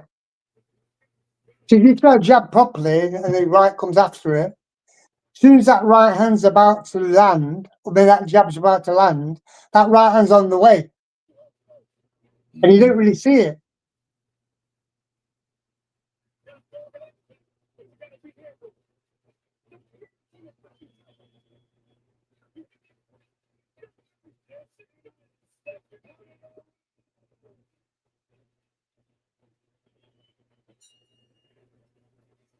Championship round, 10th round.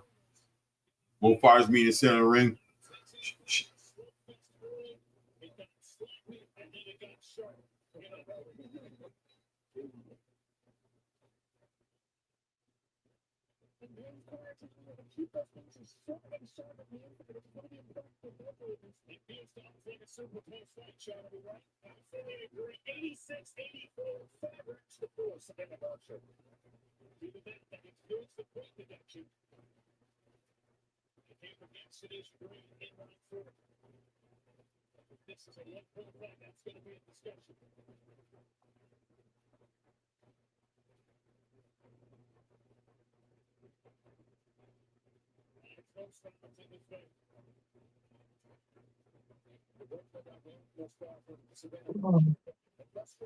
Nice right hand by Shadeja Green.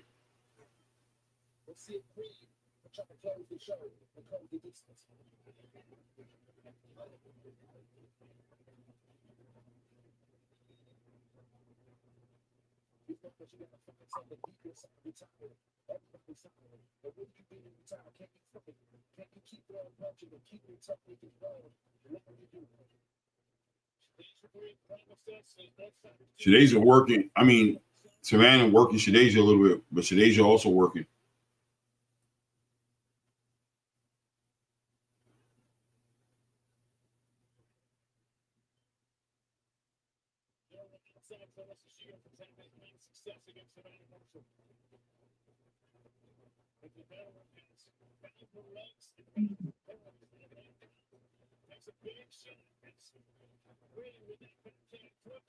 Got over. Shadeja trying to take this last round.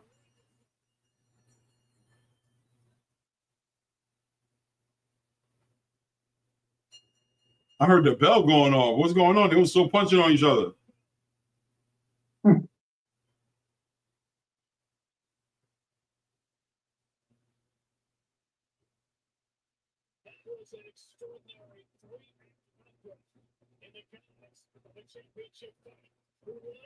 Looks like we'll go to the scorecards on this one, and I just don't see Shadeja walking away with that decision on this one.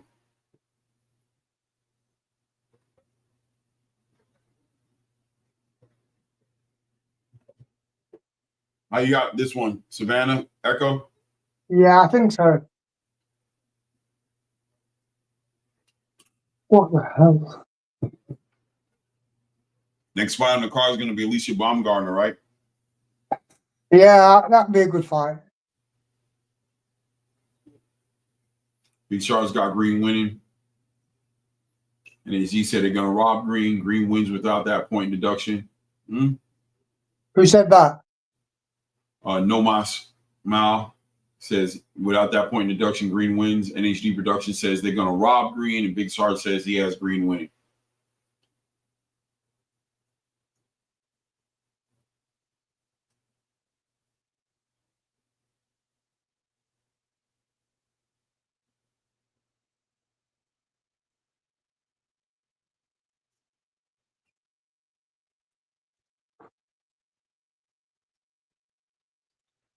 Tired, man. Been up since 4:30 this morning. Joseph Johnson says Green Marshall too. Never know. Maybe some point. I don't think the next fight will be that, but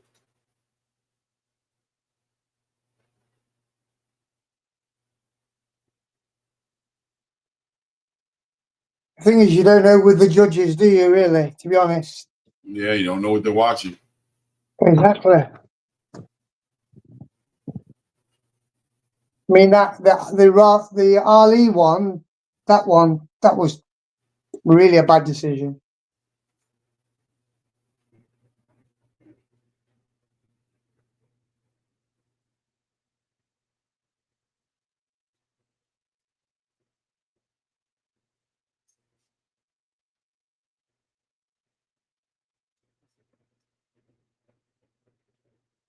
Joseph said, "Nah, this deserves a rematch." Yeah, I wouldn't mind seeing a rematch between Shadeja and Savannah. That was a good fight. Yeah, Wasn't bad, was it? not at all.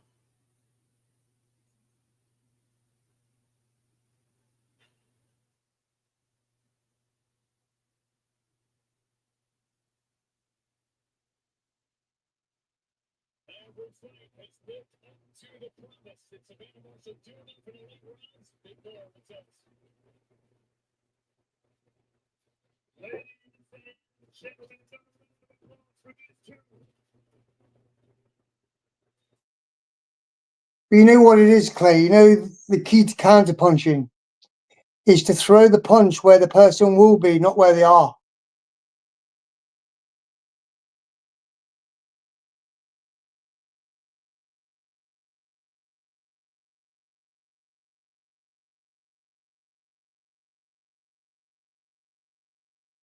Close fight. And finally, Judge Martha Tremblay sees the contest 96-93, declaring the winner and now That's it. Shadeja Green walks away with the split decision. Unified champion. Yeah, she's crying. Yeah, emotional moment. That was a very hard, close fight.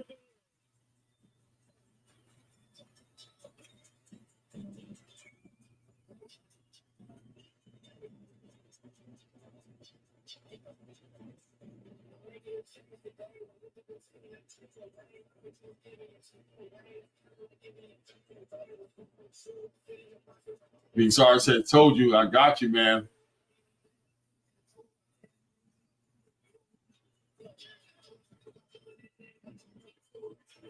Great feeling right there. A lot of hard work, a lot of sweat, a lot of sacrifice. And when your dream becomes a reality on this kind of stage, it's overwhelming. And that's what you see right now. From Clay, that was well deserved, though. Yeah. It was a hard fought fight for her, man. Thank you very much. Unbelievable. Let's see what Shadeja got to say. For Team Green, Shadeja, I see the emotion on your face. Can you describe what you are feeling right now after, without a doubt, the biggest win of your career? I'm so sorry. This is 20 years, man. 20 years. 15 years old. And I wanted to box, and I started with this man right here. And my mother told me no. She told me I had to go to college. She said if I brought my degree back, that I could pursue boxing. And these two men, they waited for me. My family, they set me up in an apartment. And 20 years later, we're unified. Unified. And I remember seeing people crying on TV, laughing, and Terrific told me that when I won my titles, I would feel like this. Shout out to Katy, New Jersey. We did it. Jersey. You told me yesterday, Shadeja, that you're still sleeping on cotton sheets, of course, referencing the famous Marvin Hagler line about waking up in silk pajamas. Do you think this is the win? Too Rich says, I don't know, might have been a robbery. Who said that? Too Rich says, I don't know, might have been a robbery. I thought Savannah won the fight. I'm not gonna lie, that's why I picked. I thought Savannah won the fight, but Like I said, we don't know what the judges are looking at. yeah. Everybody's got an opinion who won. It's subjective, isn't it? I'd be remiss if I don't ask Savannah a question about the decision. It was such a close fight. What a great war between the two of you. Your thoughts after hearing the judges' scorecard? I was taking that away from Shadeja. She was absolutely unbelievable. Like, I've never been at that before. But look, even with the point off, you give me 2 rounds. I've put over here. I'll give you all 3 judges. How is that fair? Even with the point off, look, I'm not saying I won. But even with the point off, you give me 2 rounds. Savannah says she feels like they played with her face, man. She feels like she won the fight. What a performance from the two of you. Madison Square Garden, can you please show some love to these 2 incredible fighters who put on an unbelievable display tonight? Congratulations to you both. I don't think I need to remind anybody that 3 years ago, Serrano and Taylor staged an extraordinary championship fight that made people want to see it again. Damn, judges got it right. She needs to thank Jake Paul. I think I could watch him running back. Echo, what do you think? Oh, Echo's not in the picture yet.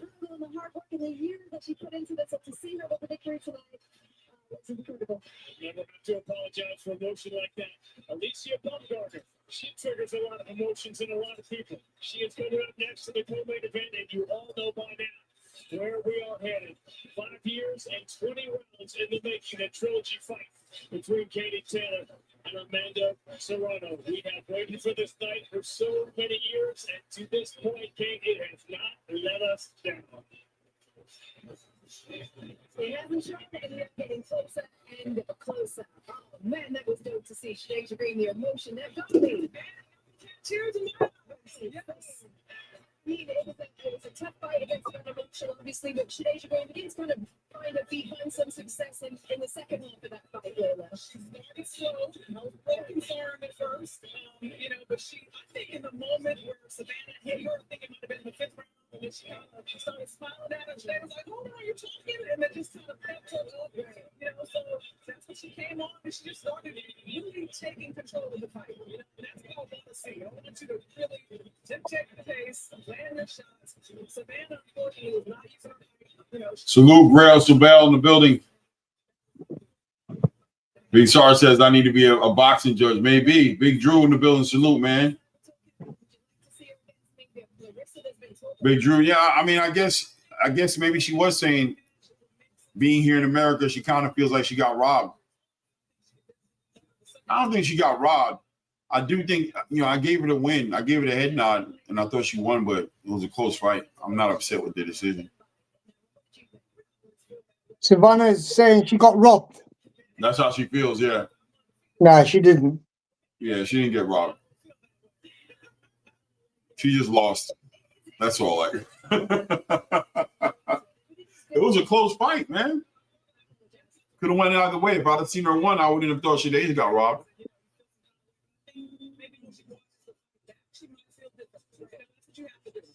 Yeah, that was a well-deserved win, that was. Yeah. Oh, you think so you have picked Shadeja to win? You thought Shadeja won? Well, no, I thought Savannah won. Right. But I can understand why they gave it to Green, because she hurt her a few times. She landed some big shots. Mm-hmm. And she wasn't dominated. Right. Shout out to RC for that $10, man. I appreciate the color in the chat, brother. Thank you. Says, hey, man, I'm starting to think these dudes need to start fighting like ladies. Hey. Hopefully this weekend these guys don't let us down, you know. Hopefully this weekend, you know what I mean? Hopefully this weekend these guys put on the show that we need to see. We got some great fights, great matchmaking. You can't blame this on Turkey. If this doesn't turn out to be a great weekend of boxing, man, these guys just ain't taking advantage of the opportunity in front of them, right? It should turn out great because you've got some good matchups. Yeah, you got Hamza Shiraz and Edgar Berlanga. You got Shakur finally gets his Williams and Payne fight, the fight he said he needed, right? Sabril Matia, Alberto Puello, great fight. Puerto Rico versus Dominican Republic, right? And then of course we got a fight that I didn't think we were going to get, but we're getting it in David Morrell and Imam Katia. Imam Katia popping on that test last year, supposed to be suspended for 2 years. They got around it. New York State Athletic Commission okays it. We got to fight.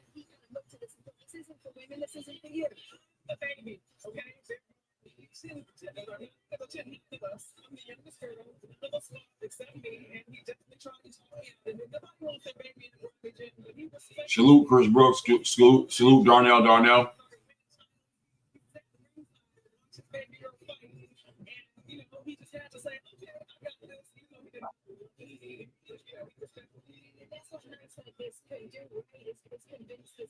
I'm interested in you. Notice the fighter right now. If you were the promoter, you have a very close relationship with Amanda Serrano.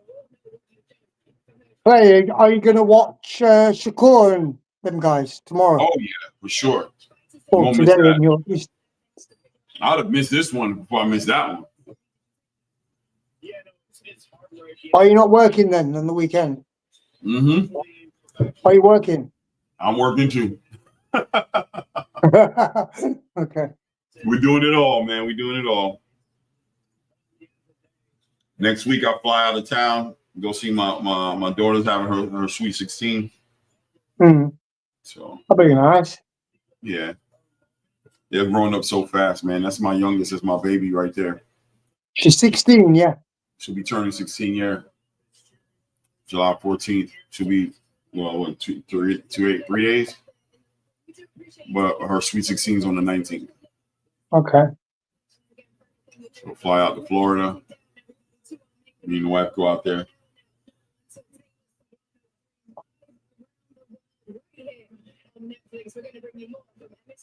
Big Charles says the New York State Athletic Commission is showing again that they are pay for play commission for the second time. I don't know. That whole entire thing with Imam Katia was a very interesting situation that last June, I guess it was, or last April, he pops with some adverse findings in his testing for Was it clomiphene? yeah, clomiphene. Yep. You know, the thing is though, Clay, right? A lot of the chickens or whatever, they've been injected with clomiphene. You know that? No, I didn't know that, but I could believe it. Yeah. And all the supplements, you know, like Osterine, that's in all the supplements, you know, as well, you know. Because when people were talking about, you know, Ryan, you know, being flagged for Osterine, and nobody else knew what it was, did they? Right. I did, because I was aware of somebody else that was fighting. Somebody I used to train a long time ago, and he was flagged with Osterine, right? But it was in a supplement that he took, and USADA knew about that. They've known about it for over 3 years. You know that? No. Yeah. About 24, 25 people got flagged with it. Didn't know that. Yeah. Brian said, "Where Blue at? Blue should be on a little bit later. I'm assuming he'll be on soon. I don't know." Oh man, my phone died. That's probably why I'm getting the word.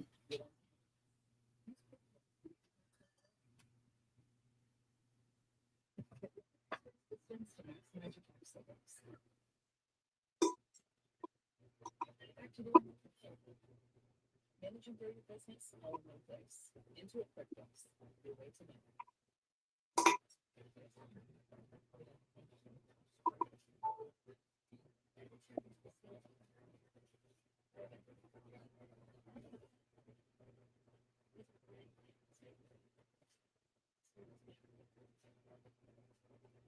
Wednesday.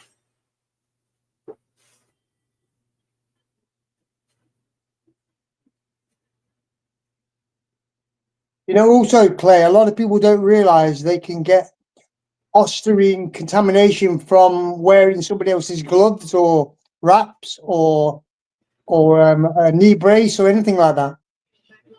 It's transferred through sweat as well, you know. Salute Chilltown Majors in the building. Journey for women's sports across the board and female athletes to receive this kind of opportunity, recognition and shine that this night represents. This is a historic evening for women's boxing. It has been decades. Woo, these next two fights should deliver. Alicia Baumgartner making a return. Next in line.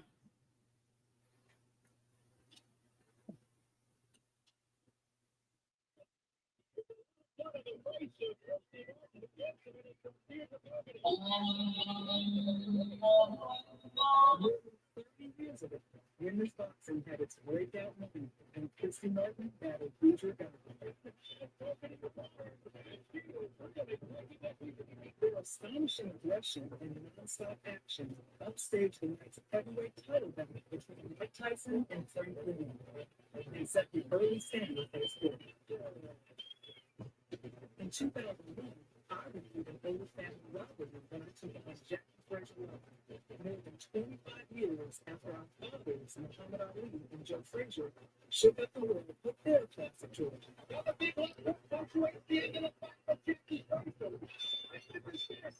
Rhodes was the first pay-per-view boxing card ever headlined. Another report came in 2012 with the Olympic debut of women's boxing. Katy Taylor immediately established herself as #1. Clay, who have you got with Shiraz and Belanga? Who do you think is going to win?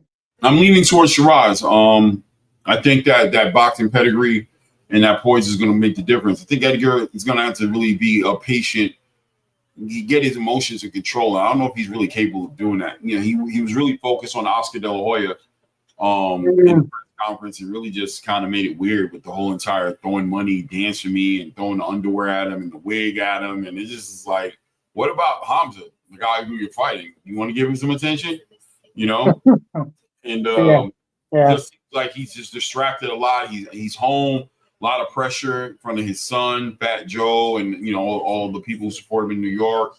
I I don't know, man. I think it could be a 50-50 fight. I could see Edgar Berlanga winning. A lot of power, you know, he can generate. But he has to figure something out against Hamza. He's gonna have to figure out how to clear that void, get past that educated jab of Hamza Shiraz, and you add Andy Lee to the equation. I think we're gonna look at probably a team effort with a real sound game plan. I'm leaning towards Shiraz to win that fight. I'm not gonna lie. How you feel about it? Yeah, I think Belanga's his defense against the left hook is not too good. Mm-hmm. And the jab, and also Shiraz, he's a converted fighter. Mm-hmm. He's naturally left-handed. Yeah. So he'll have a strong left hook as well as the right hand. No, King Brown asked me if I'm commentating the fight tomorrow. Yep, definitely will be. What about the core? What do you think he'll do? So are you leaning towards Shiraz, or you think Edgar's going to take it? Who do I think? Yeah. Shiraz. Okay. Yeah, I'm in the same space. But, you know, when you saw him getting hit by Ammo Williams in the second round, it didn't take that too good. No, I agree. You know, and it caught him again in this seventh. Was it seventh? Then he knocked him down. He knocked Ammo Williams out in the 11th, didn't he? Stopped him in the 11th. But I think the 68 weight will help him. Brother, can't wait. Good luck tonight. Katy, it is always so striking to me. Katy got that big old neck. Who's that? Katy Taylor. That neck is serious. Yeah, she's built a neck. Describe what goes on in your mind moments before you're about to walk out. I guess I'm just ready to fight myself. Her trainer, Ross Eminent, he's very, very into the conditioning. That's why she gets in good shape. We're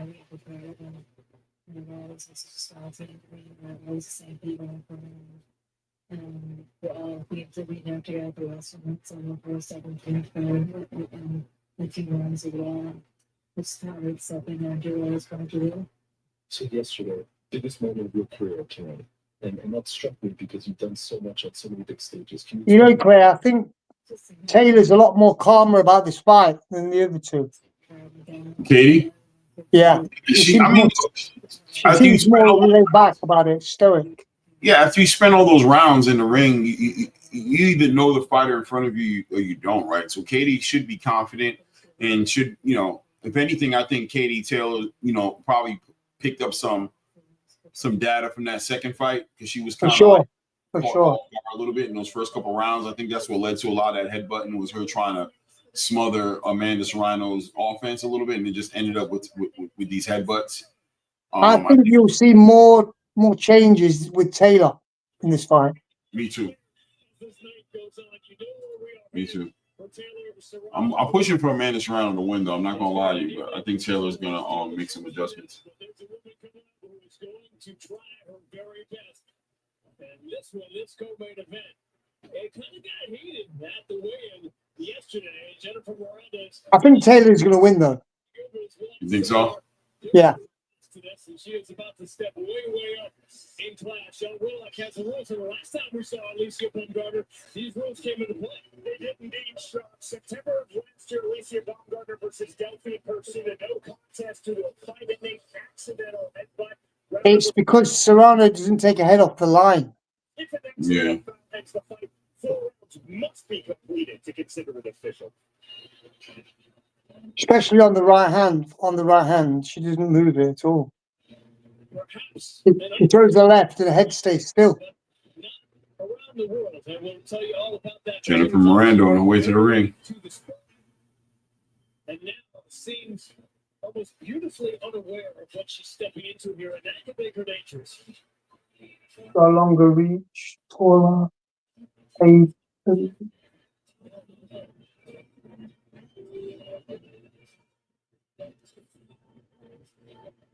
She started boxing at age 23.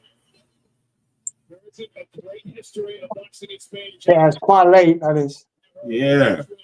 You know, Marciano started at 25. Rocky Marciano? 25, yeah.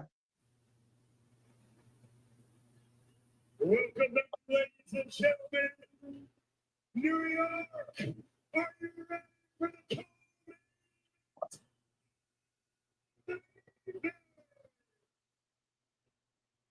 Ladies and gentlemen, this battle is 10 rounds. Super Featherweight Championship of the World. Introducing first, the challenger. Here's Jennifer.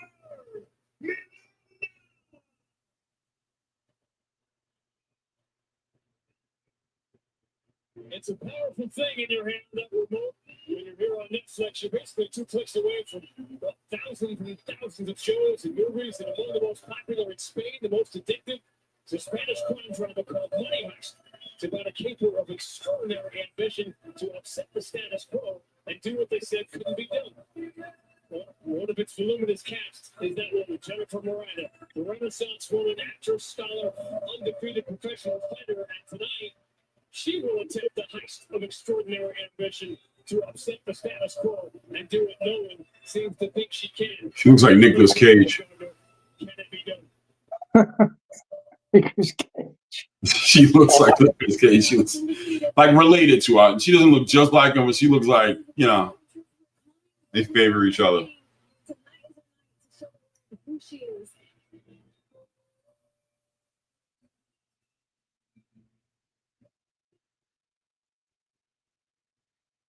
She's confident. Yeah. Her return, Alicia Baumgartner about to make her way to the ring, man. Looking to make that return. Jake Paul signed her. What was it, like 6 months ago? About 6 months ago. Yeah. And really, you know, needing that opportunity coming off of that performance enhancement drug allegation, beating that case, and looking for a home where, you know, she was going to get promoted the way she deserved to be promoted. And here she is with Most Valuable Promotions. Let's see what they're able to do with her. She's made for this moment, so she's not going to let it slip away. She was cleared of that, wasn't she? Yeah, she was. But you know, that stain stays Yeah. around, you know. And also being that it was like mestrolone, which is very potent steroid.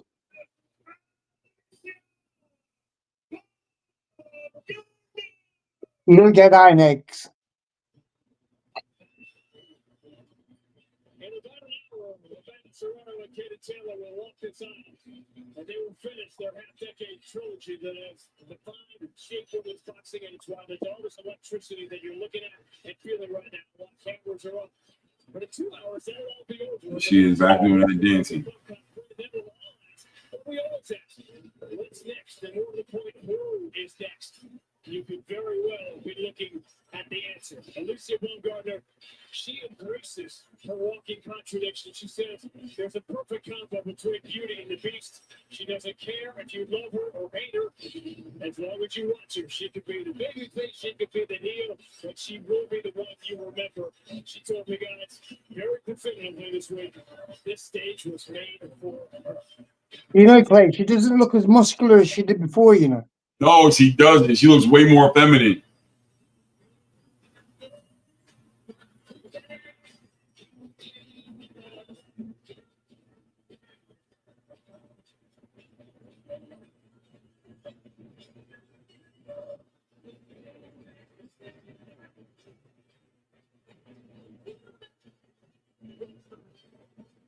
Ladies and gentlemen, this is your co-main event of the evening, promoted by Most Valuable Promotions and brought to you. Yeah, Big Star says Miranda has a big target, and unfortunately, it's her nose. Yeah, she got that Nicolas Cage nose. Championship of the World, sanctioned by the WBO and its president Gustavo Oliveira and its supervisor Pete Boski. The WBC, its president Mauricio Sullivan, and its supervisor, Jill Donovan. The WBA, with its president, Humberto Mendoza, and its supervisor, Kita Malpartida. And the IBF, with its president, Daryl Peoples, and its supervisor, Melvina Olathan.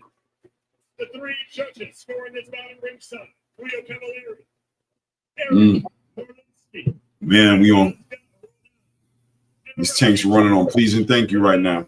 Ricky Gonzalez. Two warriors, one fight, who wants it more? Introducing first, wearing the blue, white, and red shorts. Yeah, that she got a beak of a nose, man. Like Carl Froch used to. Mm-hmm. 12 wins, 0 losses, and 1 KO out of all those 12 was 38 years old. Oh, she a grown woman.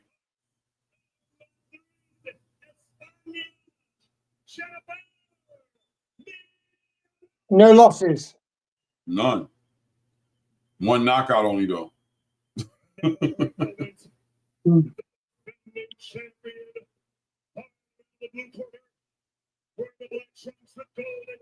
You know what, Claire? I think the women should box 3 minutes, you know. Yeah, I think they should get some time to develop some strategies in those rounds.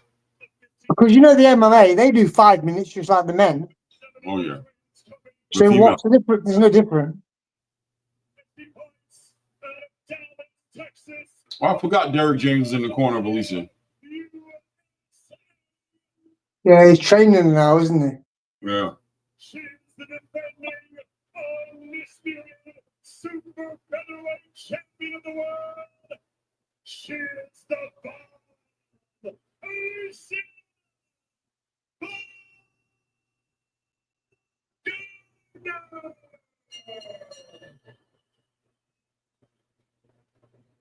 Seven KOs. Okay.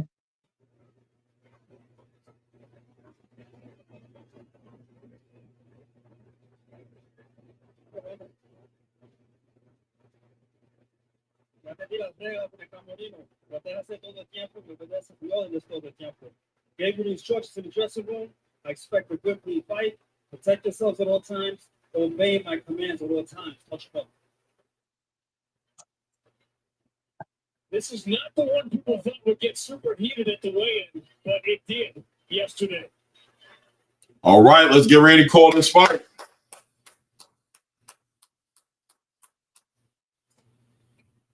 Woo, I got to get juiced up for this one.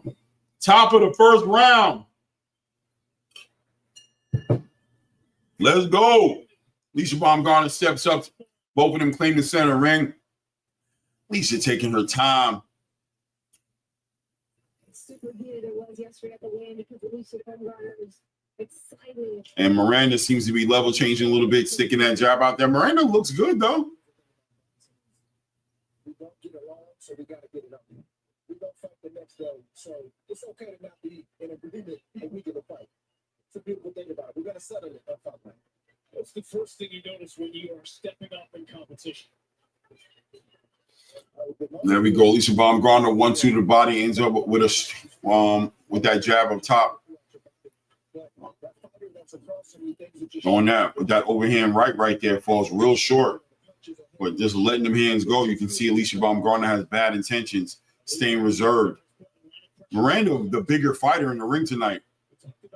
She was in, it was stopped after 4. Those are the only 4 rounds she has fought in the last 2 years. Miranda is normally coming forward when you watch some of her fights on YouTube and her previous fights. She's very cautious right now, as is Baumgartner. She's watching and plotting and looking for shots like that. I think Miranda definitely has to remain cautious throughout the fight because Baumgartner's setting up that shot and just waiting for an overhand right.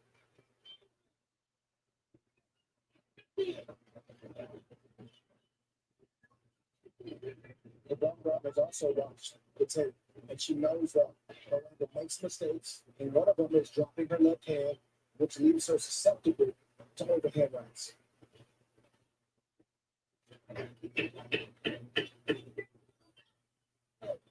Alicia Baumgartner Spending a lot of energy, a smooth round one feeling out.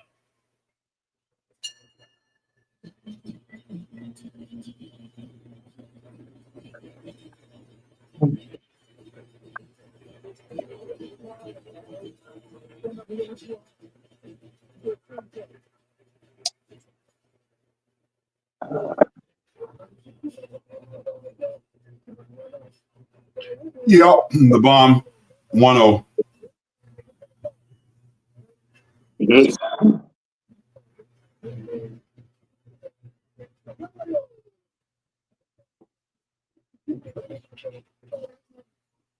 Turn down for what?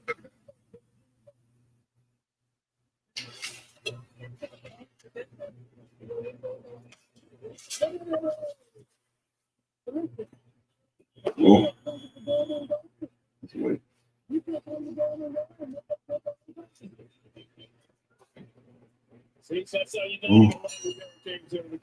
Top of the second round. Both ladies take the center of the ring. Miranda did a pretty good job staying on that jab and keeping that distance. Alicia Baumgartner having to be the smaller fighter in the ring tonight. She's really smaller than this girl, I gotta agree with you on something, Echo. She doesn't look nice straight right hand by overhand right by Alicia Baumgartner, beginning to walk her down. He's lost a lot of muscle, you know that. Yes, a lot. Nice straight right hand by Alicia Baumgartner, puts her down.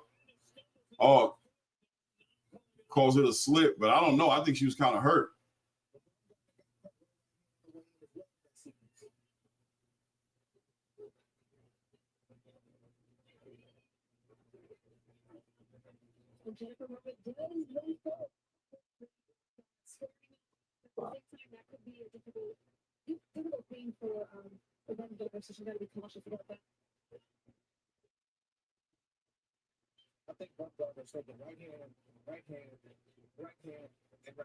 Miranda measuring with that jab, little check left hook right there.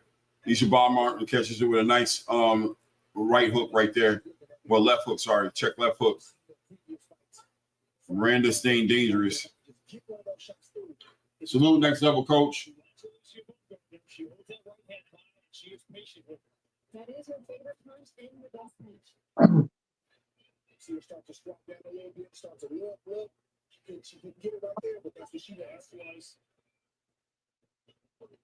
Nice. Alicia Baumgartner gets the best of that exchange. Alicia Baumgartner easing her way into this fight. A strong round two.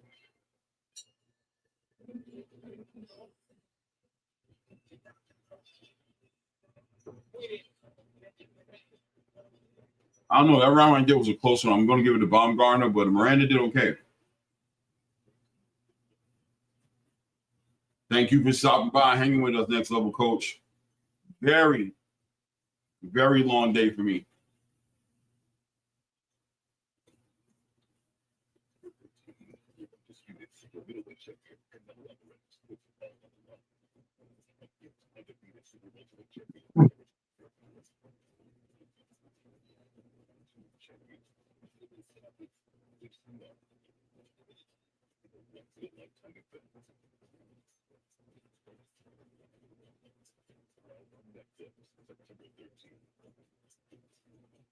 She's very uncomfortable.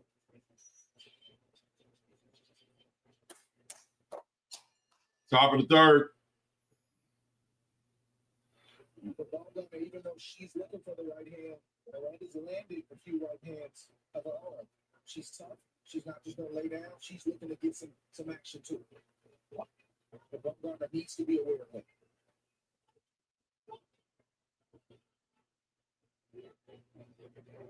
Baumgartner needs to throw her lead hand, the hand that's closest to the opponent. Flick it. You don't have to throw it hard. Sometimes you can throw it hard and use a power jab. But if you want the right hand, pick your left hand up and start using it more. She's getting countered right there when she leads with the right hand and it's over anxious.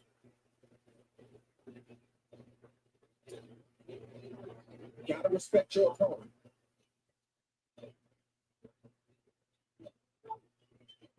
Alicia Baumgartner is wrestling with that dilemma of trying to be careful, but wanting and needing, almost genetically needing to put on a show.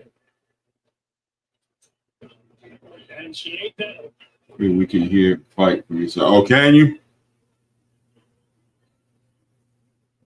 There we go. Alicia Baumgartner catches you with a nice check left hook on the way in there. Starting to find her.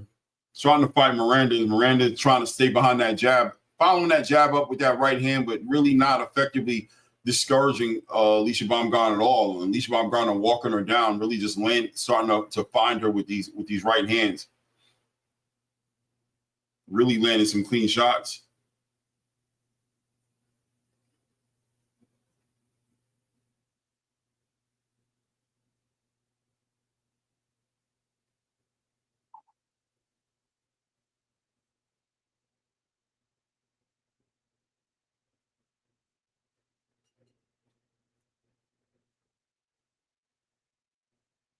Yeah.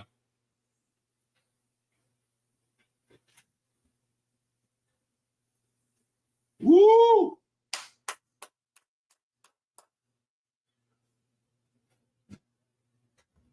What do you think about Derek James, Echo? In what respect? I don't know, man. It just seems like you know, I don't know. Ever since that Errol Spence Terrence Crawford debacle, it just seems like he's been heading in the wrong direction. I've always felt that he's got a very nonchalant attitude. Hmm.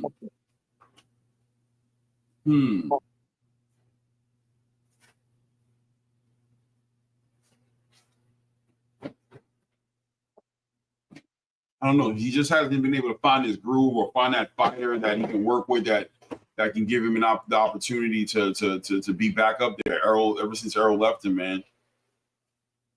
You know, sometimes, you know, Clay, the fighter makes the trainer. Mm-hmm. It's like you look at all great fighters, you know, whoever you could pick from any era or whatever. They could go to any trainer and probably be great. Right. Like Manny Pacquiao and Freddie Roach. And Manny Pacquiao could have gone to Roger Mayweather and been a great fighter. Could have gone to George Benton. He could have gone to Manuel Stewart. They all would have done great with him. Yeah. Very few boxers get trained from the very beginning, you know. You know who did a good job? That's why I always give him respect when we have a conversation like this? Bomac.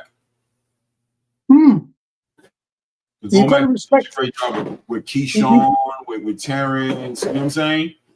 You got to respect the fighter that's trained somebody from the beginning. Mm-hmm.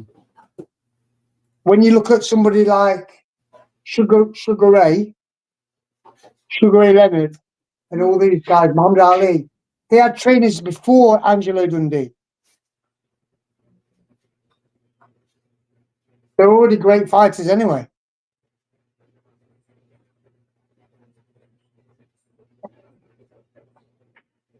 Miranda finding Baumgartner, man. She is finding her, man.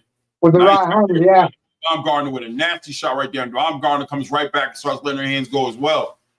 I gotta agree with King Brian said Tony had her moving. Tony Harrison definitely had her moving a lot better. Yeah, but she lost a lot of muscle. Yeah, you can see it, Echo. She's lost a lot of muscle. She doesn't look the same fighter. No, she doesn't.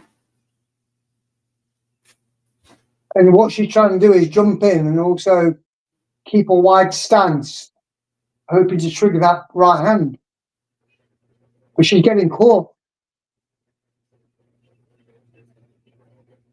More than... Salute, AK Crowder. Salute. Big Charge has it 4-0. I'm assuming for Baumgartner. King Brian, Derek got her flat-footed. Derek James, man, listen, man. I haven't seen it, man. I haven't seen it. You know, him and Ryan, him and Anthony Joshua, right? Him and now Alicia Baumgartner. What has this guy really been able to put together?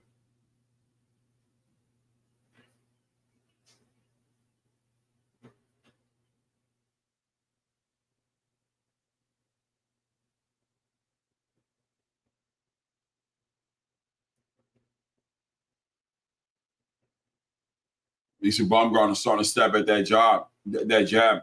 Clearly, in my opinion, trying to set over that overhand right, stabbing her to the body with that jab. Yeah, with a wide stance. That's because it obviously gives you more power to bring the back leg in, but she's not doing that.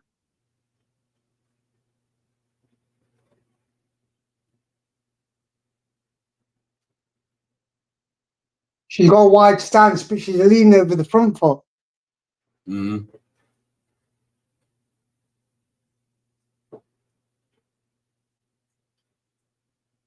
She just doesn't look the same as she did before. And Miranda's doing a good job of walking her down, really keeping her on that back foot. I think that's taking some of that power away from her. Way more dangerous coming on that front on that front foot.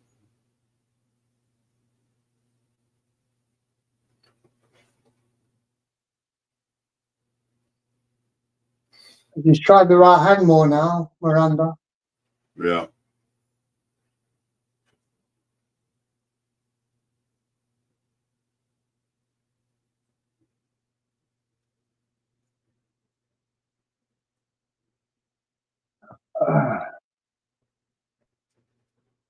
Ooh.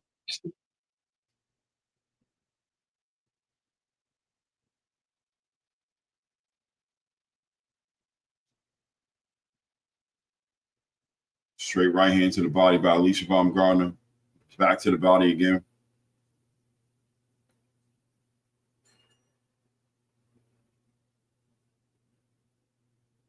She's fighting. Alicia Baumgartner winning this fight, but I don't think Alicia Baumgartner is looking that special and that clean. I don't see this version of Alicia Baumgartner fighting the likes of a Katy Taylor or Amanda Serrano or even a Caroline Dubois. Like I see a lot of fighters I think can expose her. Yeah. She'll never beat Carissa Shields. Oh no, yeah. She's never say her name again. This fighter right here is not gonna do it.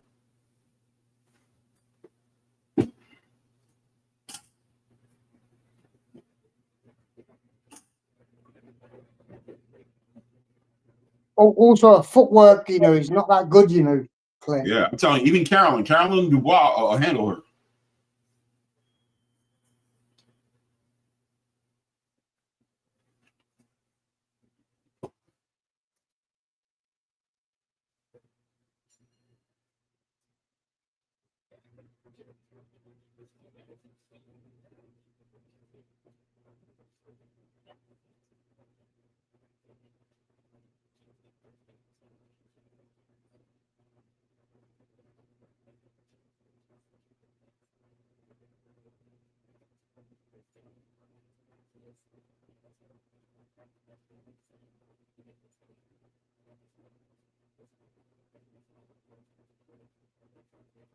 I don't know. Miranda's doing a good job.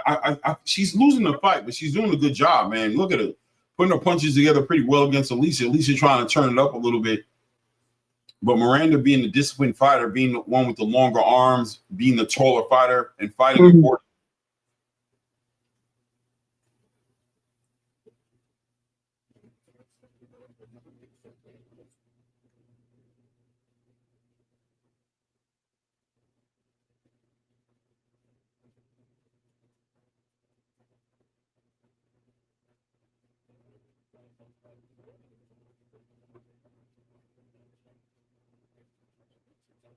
I wonder who's getting the $250,000 bonus tonight.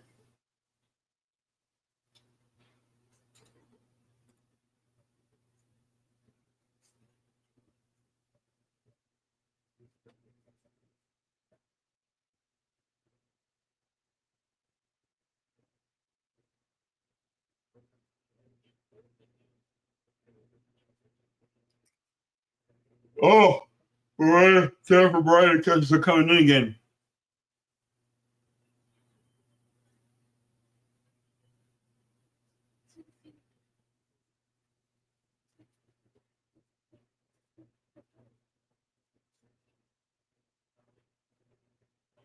At least she's getting a bit wild, Clay. Yeah, she's getting desperate to do something. She's getting desperate to make something happen. Her I wonder if feet she are feels like she's ahead on the cards in this or not. her feet are all over the place, though. Mm-hmm. That's terrible, guys.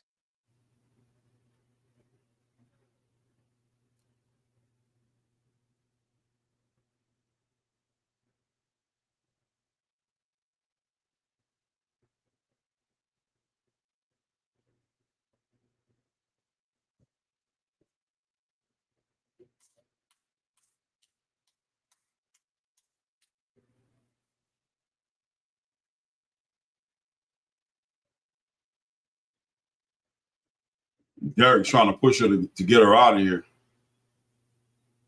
Derek got the same old shenanigans every fight. You know what I mean? Trying to push these fighters to be punchers and knock guys out. I never really see him adjusting well with the actual boxer. You know, no B plan. Just doubling down and emphasizing on that A plan. A nice overhand right by Alicia Baumgardner. Tied up, Miranda. Clay. Yeah. He's not a strategist. No, he's not. You're right.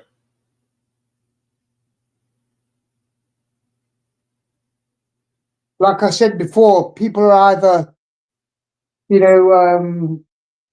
mechanical or intellectual. And that's the fighters and the trainers. Mm.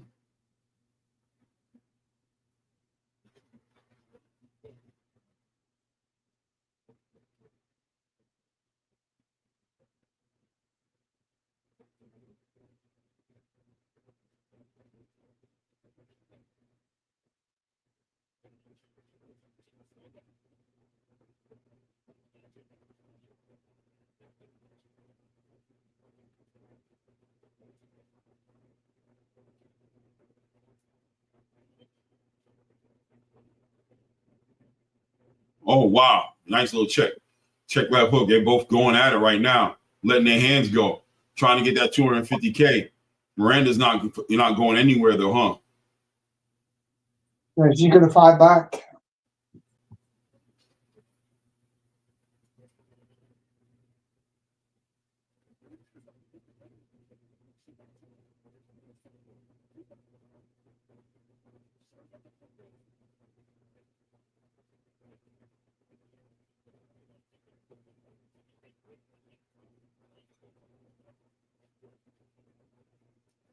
Lord have mercy.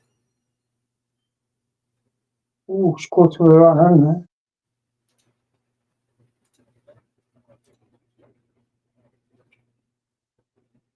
There you go, Too Rich. Come and help me out of my darkness, man. I'm feeling it. Are you ready to go to sleep, Clay? Oh, man. Wife just came home from work about 20, 30 minutes ago. I know she's upstairs, curled up. Don't get out that clothes, jump in the shower. I'm going to go up there. I want to sneak into the bed. It's 3:45 here.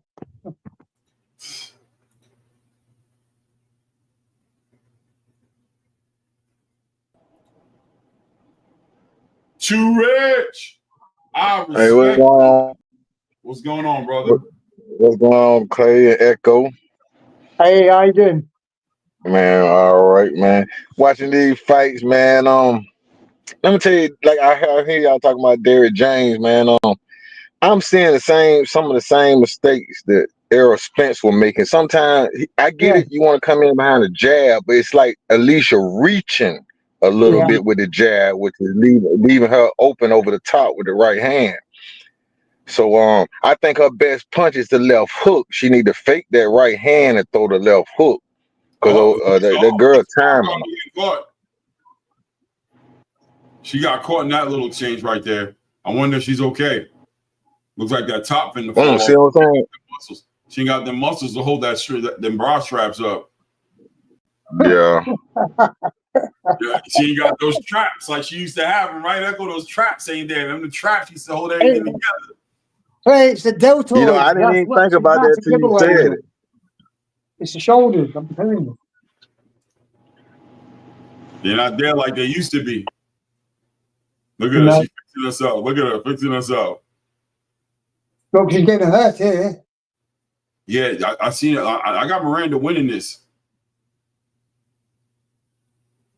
Oh, you got Miranda up? Oh, woo. She catching her, man. This round I have her winning. Okay. Yeah. But it's a close fight, man. It might be closer than what we think it is. Most definitely. It is closer. It is closer.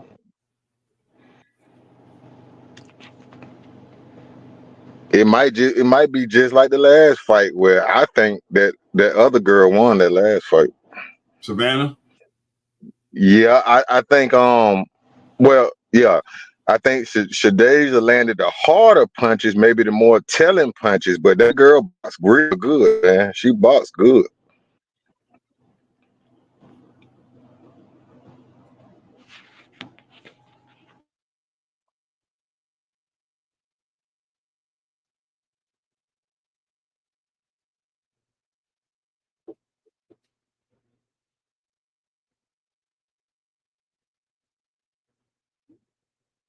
Katy Taylor looks very focused.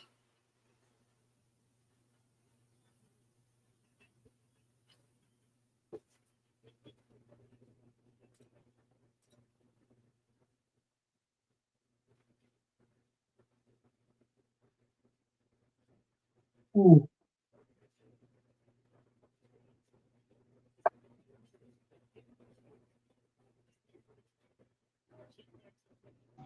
So what's the record? Is 2-0 Katy Taylor, or they split the first two? Nah, it's 2-0. It's 2-0. Okay. Yeah, that's what I thought. Yeah. Here's Amanda Serrano's last shot.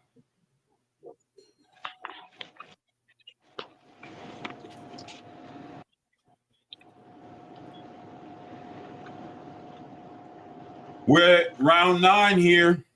Alicia Baumgartner walking her down, staying behind that jab, trying to find some opportunities to open her up with that right hand. Miranda doing a good job of being nice. Alicia Baumgartner with a nice big check left hook. But once I think she stretched. I see what you're saying too, Rich. They're really overextending herself to make things happen with that left hand.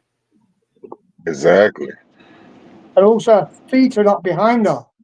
She's falling forward behind the feet.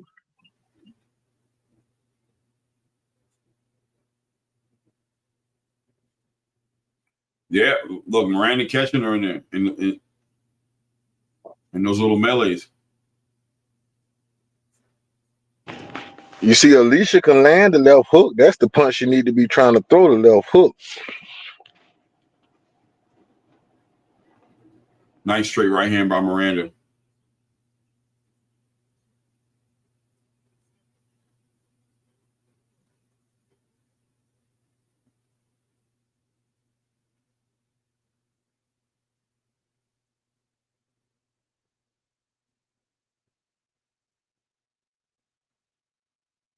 Ooh, good right. Nice exchange.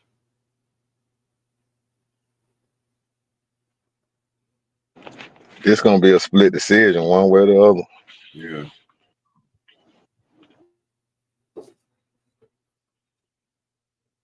No.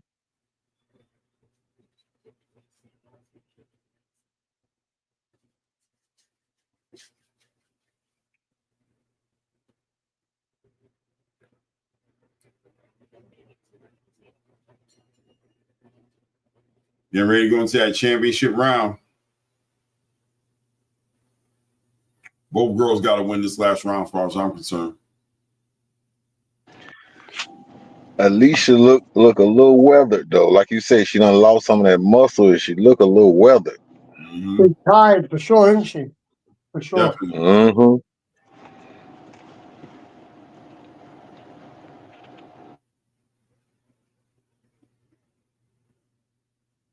Her legs don't look strong as well. Yeah, King Brian got a point, man. I mean, Derek, man. Oh, man, Derek, man. Derek got her flat-footed on the center line and slow. Yeah, she seemed like she used to be way more athletic than she is tonight. And she threw punches with better torque as well, using the body. Mm-hmm. She's not doing that anymore. And the feet are not behind the punches. Because you've got to get your feet under the punches. You spread your feet too wide, where are you going to... Where's your base? You've got no base.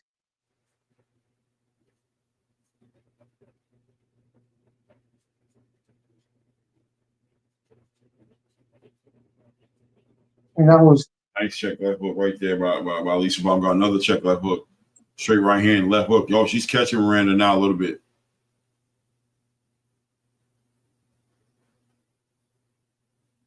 Alicia She Baumgartner. definitely need to win this round.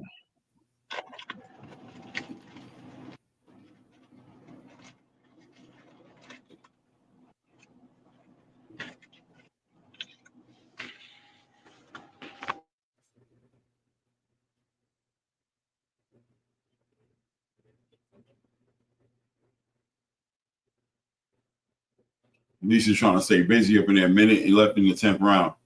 Letting her hands go. Nice. Alicia turning it up. But Miranda caught on that little exchange right there.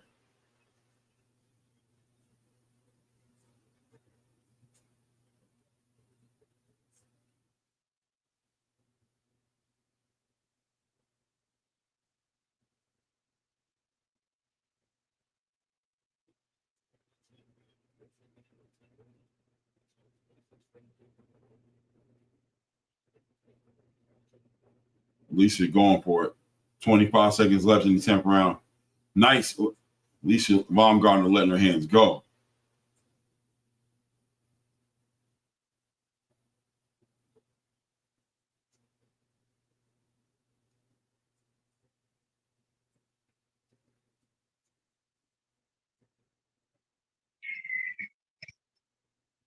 Man, they're leaving it all in the ring. I got Baumgartner. Yeah, Baumgartner might have pulled it out, but that was a close fight, man. That girl taller, man, touching him, man, touching him.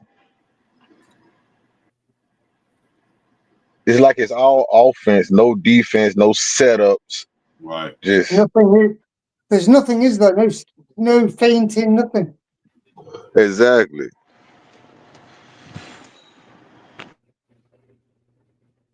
It's quite crude, to be honest. Yeah.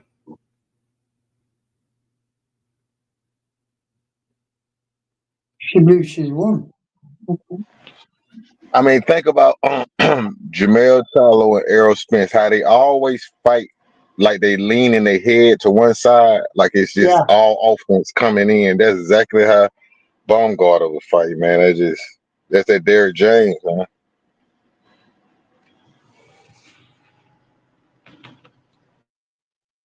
And see, it could be too. Derrick James kind of tall, and it seemed like he trains everybody to fight tall. Everybody not tall.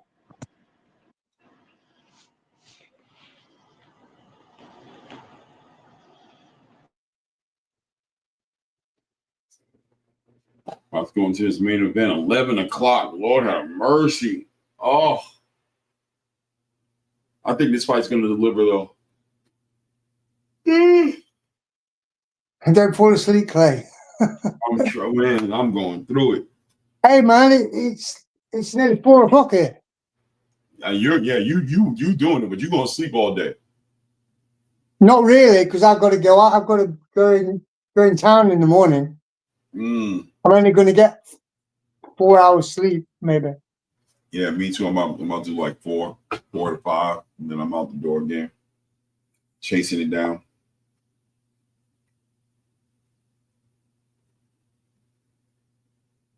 What you think of the Haney Norman saga?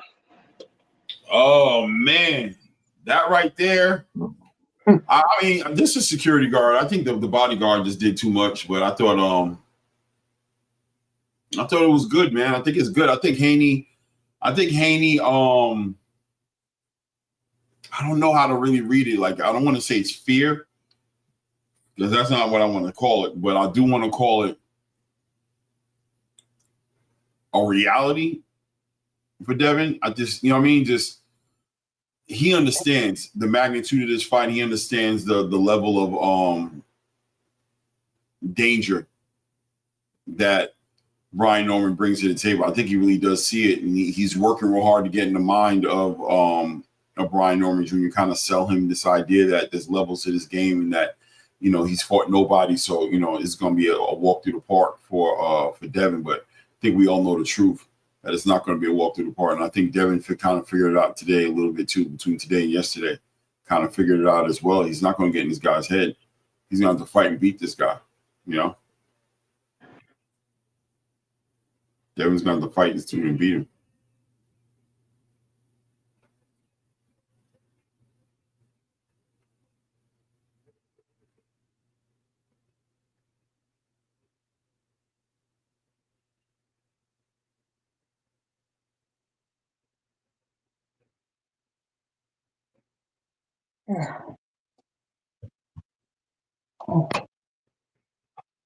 And Savon Garn takes the win.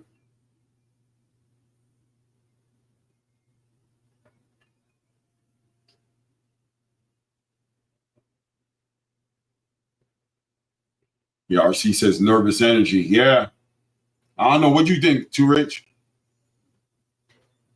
Hold up, say it again. What do you think of the man, I was talking, I was on mute. The couple takeaways I took from it was Devin Haney's taller than Brian Norman. I didn't know that. So that means he got the height, he got the reach. We know Brian Norman got the physicality.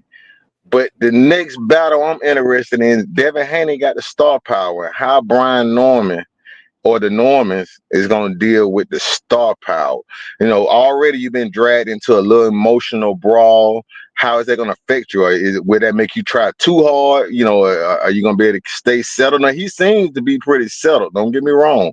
But I think that's Brian Norman's battle, like realizing that Devin Haney is a star. And this is a part of the game. We watched Tank use that star power to his advantage. And I'm interested in seeing how the Normans, can they keep their head level, not get, dragged into too much of an emotional battle, and just stick to the game plan. It's going to be interesting to see over the next couple of months, Mm-hmm. But I ain't ready to pick the fight yet because I like the boxer, but I don't think Brian Norman is just a knockout guy. I try to tell people, his last fight, he knocked the guy out with a hook. But the fight before that, he knocked the guy out with a jab. And then the Santillan fight, it was inside fighting. It was uppercuts, So I think Brian Norman got the total package. But that limelight is something else, man. Can you do it under the bright lights? And I think Devin Haney's best advantage is the star power, to make him feel small, to try to make Norman second guess if he is on this level, So it's I think it's a mind battle. It's gonna be interesting, man. It's gonna be interesting. Yeah, I think Brian Norman walked away today at that press conference more confident than he went in. I think he weathered that storm and realized it ain't really much to this. And he realized, I think, also that as hard as Devin was working to throw him off the square and look him in his eye and tell him there was levels of this, that he realized. I think he realized it. Devin, you trying to convince me, you trying to convince yourself. That's true too. Yeah. The Normans have to have confidence in who they are and what brought them to this show, and believe that it's not a fluke. Don't adjust too crazy. Believe in what you got. I think it's understated the athleticism that Brian Norman Jr. brings to the table, and just watching how he manhandled Devin Haney's bodyguard today, he's super strong, bro. He's got to work. Got his work cut out for him on this one. Can I just say something about Haney? I believe that he's one of them fighters that gets his confidence from his performances. Mm-hmm. And his last performance, he's been criticised, and he fought scared. Mm-hmm. But if you look at when he fought Pedraza, he was asking Pedraza, does he hit hard after the fight? Mm-hmm. Do you remember that when he was in the corridor? He was asking him, how's my punching power? Yeah. He asked Linares too. Yeah, he did that, and it was that. So basically, what he's trying to do is get approval.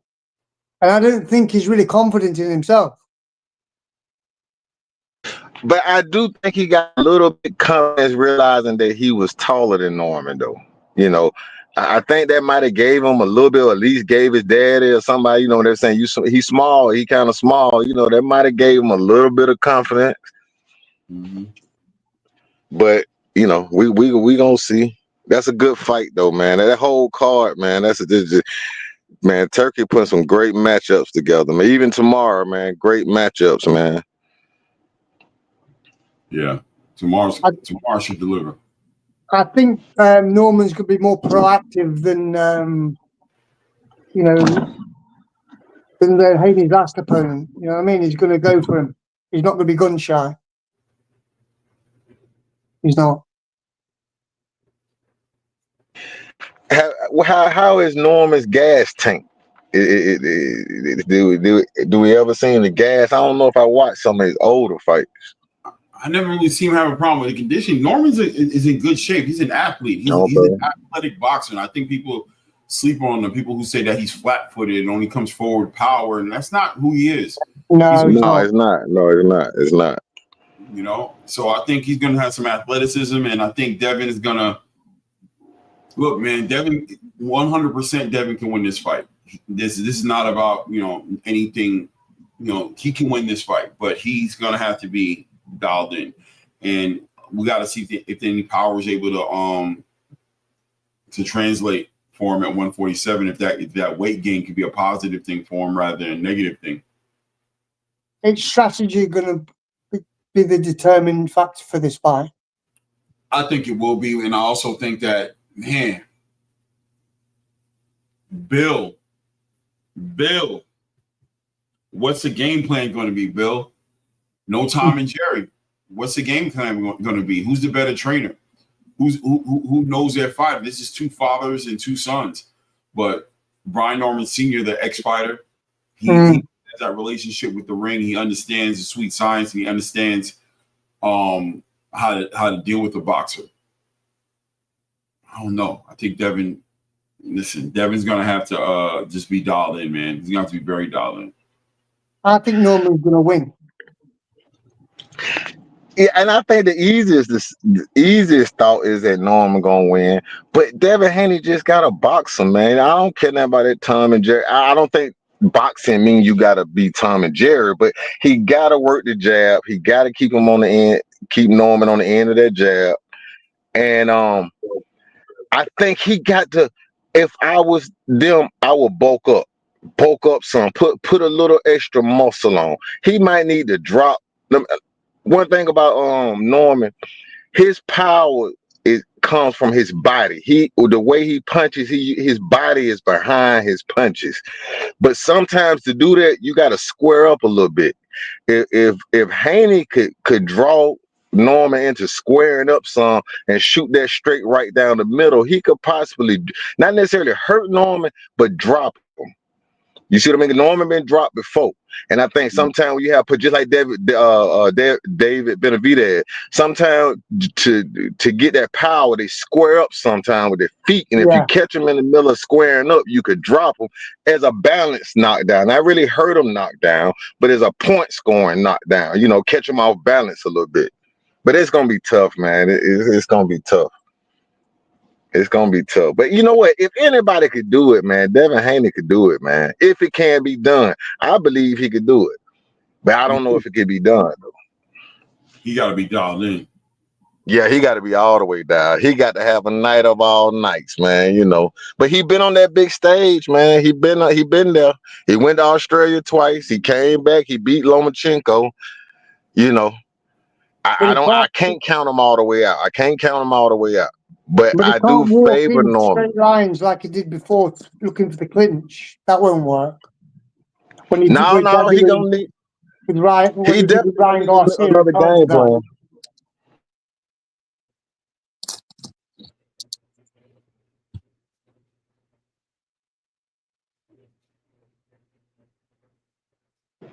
Man, these women can box now, though. I give them credit, man. They throw the punches right. They do everything right, man. That's a fact. This fight right here, I'll be shocked if it don't deliver, man. Both these girls just leave so much.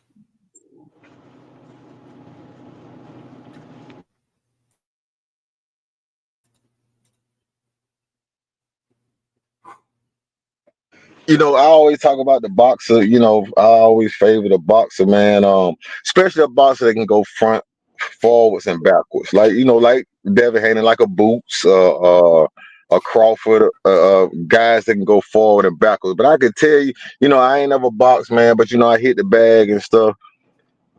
That ain't the easiest thing to do. I think it's natural for most men to think in form of power. You want to land power. You want to land power. But to be really good with your feet, man, you got to be good, man. Maybe because I haven't trained like that, I maybe don't. Even though I understand it when I'm looking at it, to do it is a whole nother thing. You know what I mean? So probably why I give the boxers a lot of credit, because I know the average man want to land power. I think you could deal with power if that's all Norman had was power. You could deal with the power, man. You just don't let him land the power. Just don't let him. Just don't beat up on the land of power. But I think Brian Norman is more than just power. I think he can set up his punches. Also, he chooses the right punches as well. He doesn't waste it. Exactly. Yeah, I think that's what you're going to find out in this fight. I think Brian Norman is going to show that he has enough boxing to make it happen.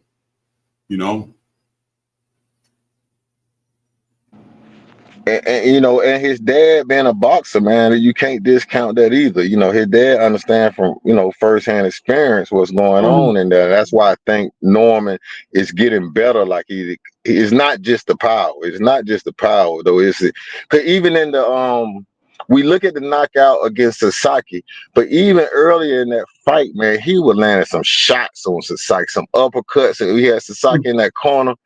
And he was landing just some bombs, man. Like, wow. And also, when you've got an ex-fighter in your corner, they know what it's like to go through those tough times. Yeah. When you've got a guy that's never been in the ring and he's just basing everything on what he can see, he doesn't really know what it's like. Because there's no substitute for experience.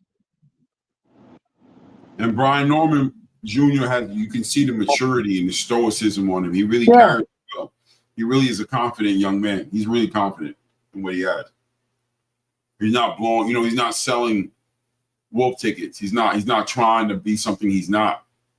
And I think Brian Norman Sr. does a real good job of allowing him to grow and be himself and not drown out his energy. Allow him to do his thing. I think that's important.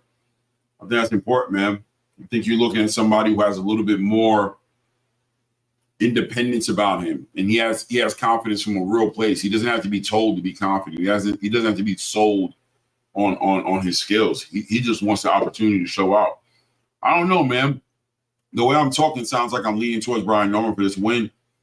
I'm 50-50 still right now. I'm 50-50.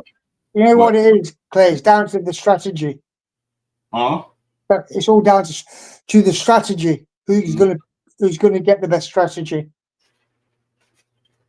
and also be able to deliver that as well. You might have a good strategy, but have you got the physical tools to do it?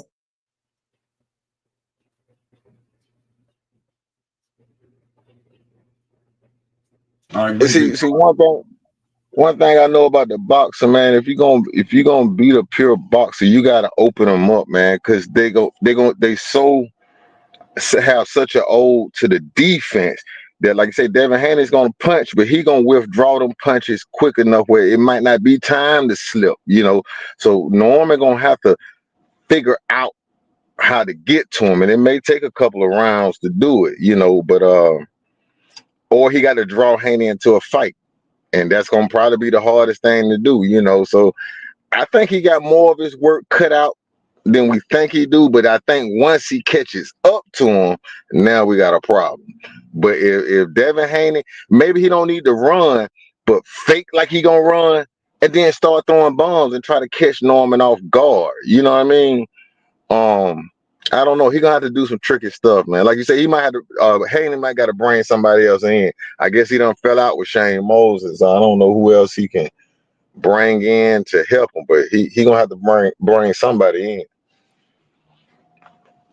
Yeah, he has to make up his mind if he's gonna stand and fight or if he's gonna move around all night. And I don't know what he chooses to do.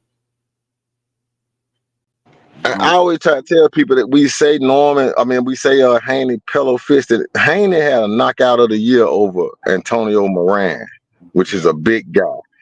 He got the power, man. It's just that he doesn't sit down on it. And like I said, we saw him try it with Ryan Garcia a little bit, and we know how that worked out, Osterine or not. So I just don't know. I really don't know. I mean, he wobbled Ryan in that fight, didn't he? With that left Yeah, hook. he did. Yeah. I got a short of Ryan Garcia talking. He said Haney hurt him. He said with Tank, he would just weight drain. He just couldn't take anything. But he said Haney actually hurt him.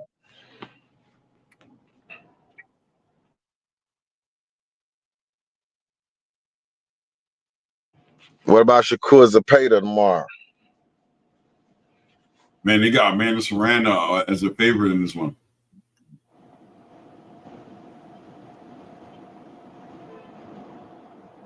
And that place packed, man. That's crazy. What'd you say? What about who? Zepeda, Shakur and Zepeda tomorrow. I think Shakur is gonna put a masterclass on. I think Shakur is gonna whoop that boy back. I think he's gonna whoop on him. I think Zepeda is gonna come in aggressive. First 2-3 rounds look like a fight, but I think by the time that 5th round hits, I think it's gonna become a one-sided affair. I think Shakur's just gonna put hands on him. Yeah, I got Shakur by stoppage between 4 and 6 rounds. Wow. I had 10, but yeah. Because Zepeda gonna throw about 100 punches around, and that gonna give Shakur 100 chance to counter. So that's gonna speed up the fight. That's gonna speed. A lot of time we say Shakur not doing something, but a lot of time them guys don't want to come in there because Shakur looking to counter. Whereas Zepeda gonna give him an opportunity to counter. Now I expect Shakur to eat a couple punches, which is also gonna help speed up the fight. But once Shakur get going and get the counter, man, I don't see Oscar letting Zepeda. I got stoppage by like corner stoppage or they throw in the towel. I don't see them letting Zepeda get hurt, man. Once they see Zepeda can't win, I think they stop the fight. And one example is Charlo versus Castaño. Castaño was throwing about 80 punches around, and once he got in there and Charlo got to counter him, that 80 punches around dropped down about 40 punches around. I'm expecting the same thing to happen with Shakur and Zepeda. He started out throwing a lot of punches, but once he get hit with them sharp counters, they're gonna feel powerful, and it's gonna slow him down. If anybody runs in that fight, it's gonna be Zepeda. No, that ain't gonna happen. Well, I'm just saying, if like say they're saying, okay, Shakur can run, make the fight boring. No, Zepeda throw 100 punches around. So if that fight get boring, it's because Zepeda is no longer throwing punches. You see what I mean? So, and counter punches will slow a guy down from throwing too many punches. So we gonna see, but I think he's gonna speed the fight up. Shakur gonna counter. I got it between 4 and 6 there. Zepeda's gonna punch with him. Yeah, that's what he's gonna try to do. Shakur's not gonna be. He's not gonna punch first. You think Shakur's going to punch with him, or is Shakur going to allow him to come forward and do what he, like Shakur will be there to counter punch on William Zepeda? No. Zepeda is he a converted southpaw. So his jab hand is his power hand. When he throw the first 2 punches are throwaway punches. He trying to land the 3rd, the 4th, and the 5th one.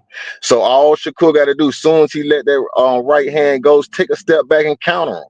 That's how Farmer dropped him. Just take a step back and counter him over the first 1 or 2 punches.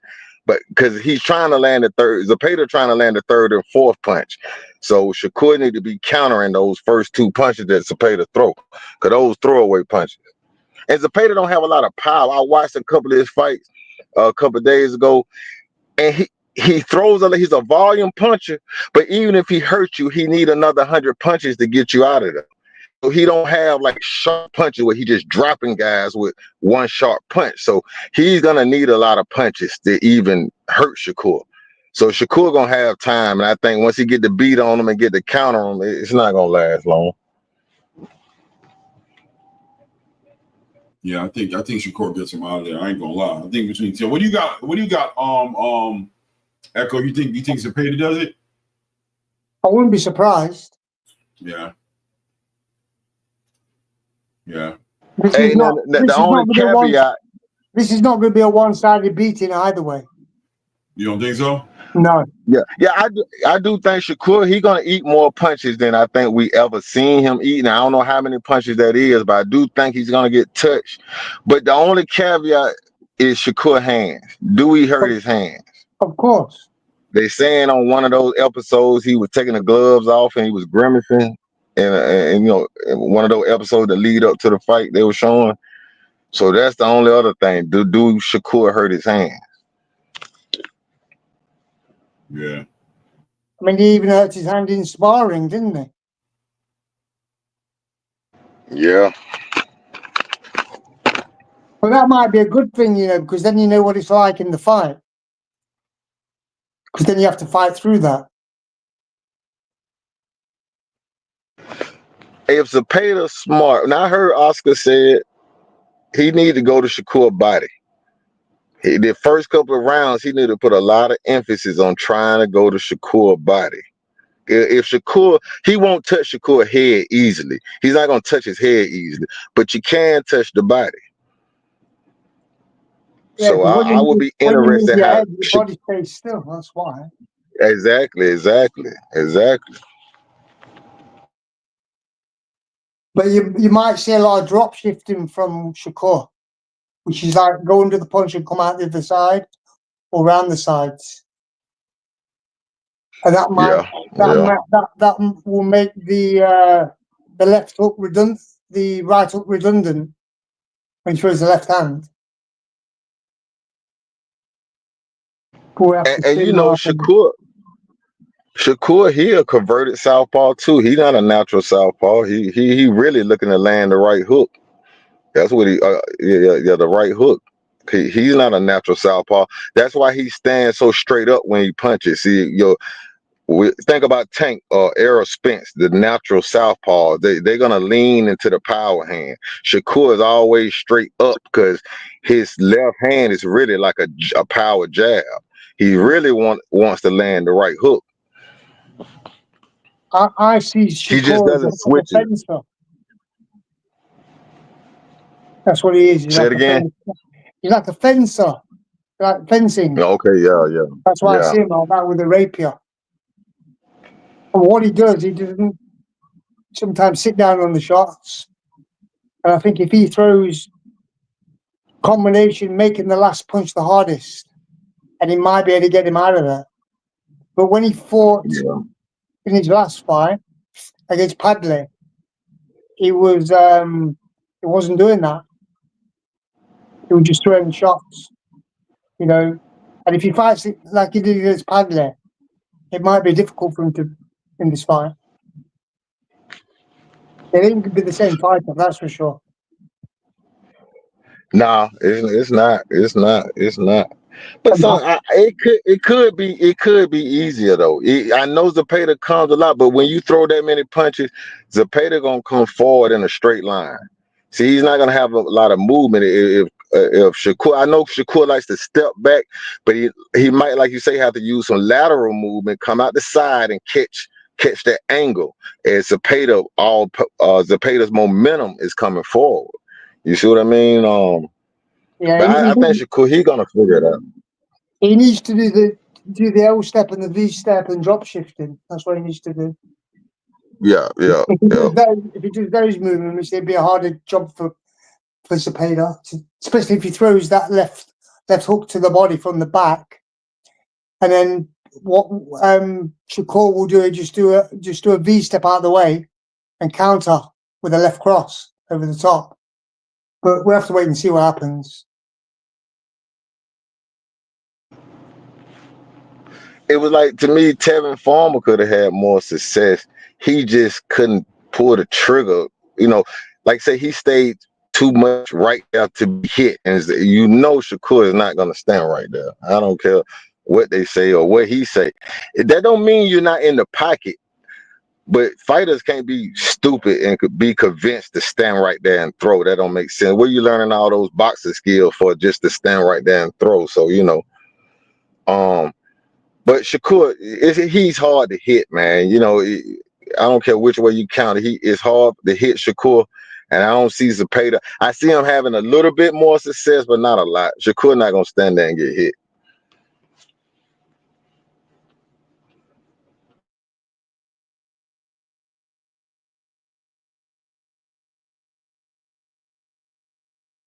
Now, Berlanga and Shiraz, I don't know, man. I think that's 50-50. I kind of lean Berlanga only because of the weight. Only because Shiraz is coming up in weight. But really, it's a 50-50 fight. Ooh.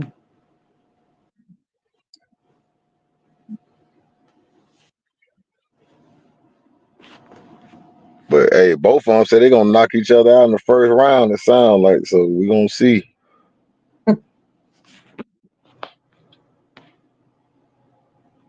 Man, I was muted this whole time. I was in here running my mouth. I'm like, yo, man, listen.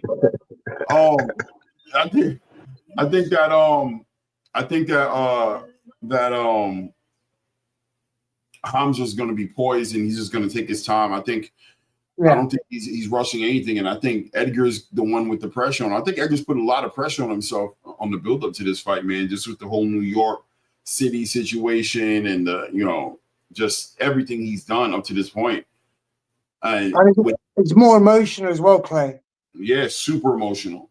I just don't know that he's going to be able to really manage it well when he runs into the fact that Hamza can be stubborn.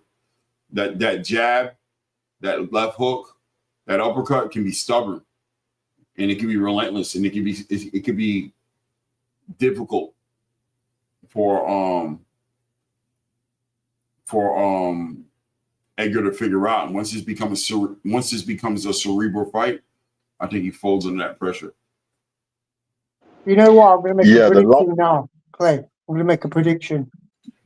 I might be wrong, but I think Serrano is going to get beat because of her emotion. You think so? Yeah. She's going to fight with emotion. And just rock 'em, sock 'em. And get caught with counters. And that right hand, like I said.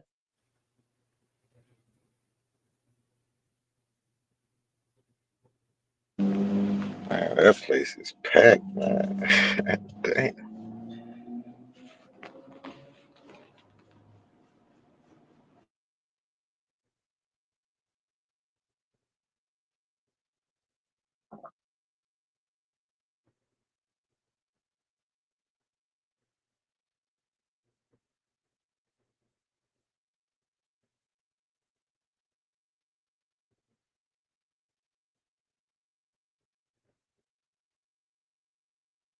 Is Katy Taylor? She from the UK?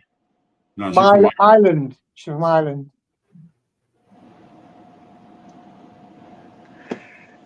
One good thing about Katy Taylor, she got a bit of dirty boxing in her, and sometimes you need that.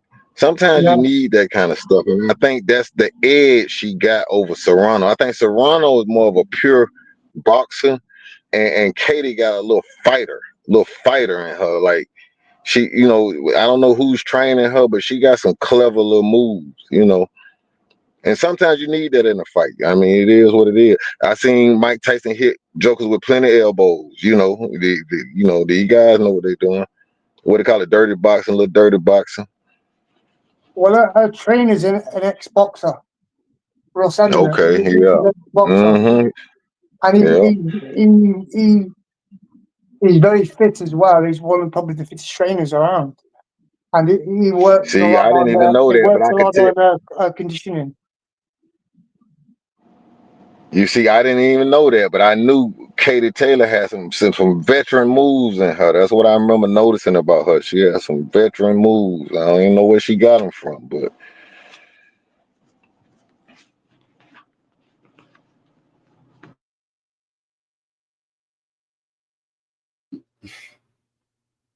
What's Serrano that? needs to jab more this fight. Oh man, Jay's diabolical. Look at the picture he got. Woo!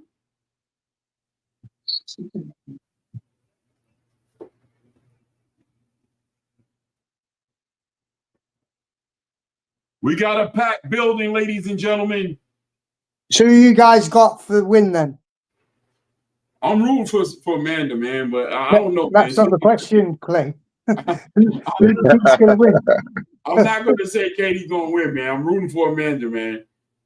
But who do you think's going to win? You ain't going to leave me be. He ain't going to leave me be. I know. I've told you. I said Katy's going to win. I'm gonna go with Serrano, man. I think it's hard. Yeah, I think it's hard to beat somebody 3 times in a row, man. In the fights that were that close, it wasn't like there was a wash. I think Serrano gonna get this one. I think she's going to be too emotional. Could be, could be.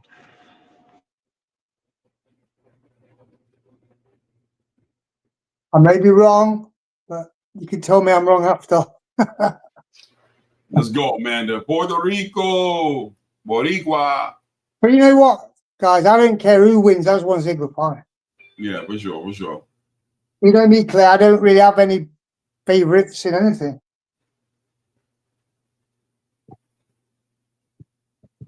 Even when Fury fought Wilder, I didn't really care who won. I just want to say goodbye. Everybody thought because I'm living in the UK, I want Wilder to get beat. That's not the case.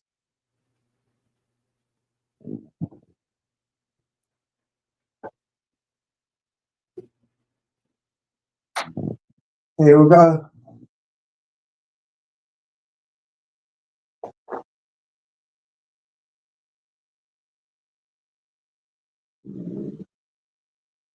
I think Serrano's going to come out quick, you know.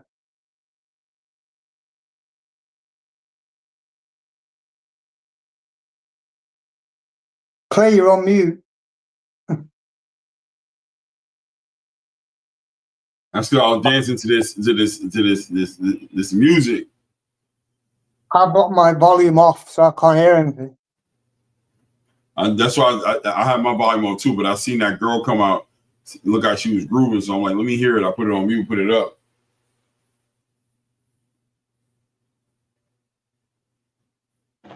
I heard y'all talking about Katy Taylor neck, man. She got a neck on her, boy. She does, man. She got a serious neck. She got a Canelo neck, man. Says, yo, how'd y'all rate Alicia's performance? I thought it was basic, man. I thought she was regular. Nah, she didn't look as good as she normally look. She normally looked dominant, man. She did not look dominant, man. It's like she was trying, but it wasn't translating for some reason.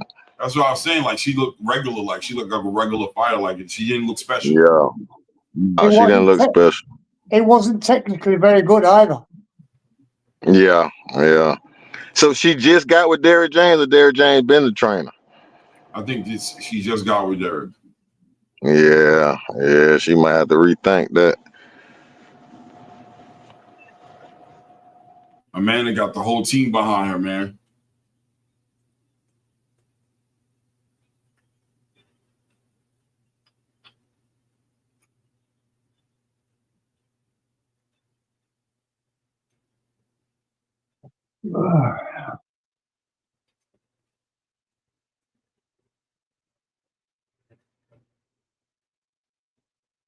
And she's amped up. You might be right, Echo. She might be a little emotional.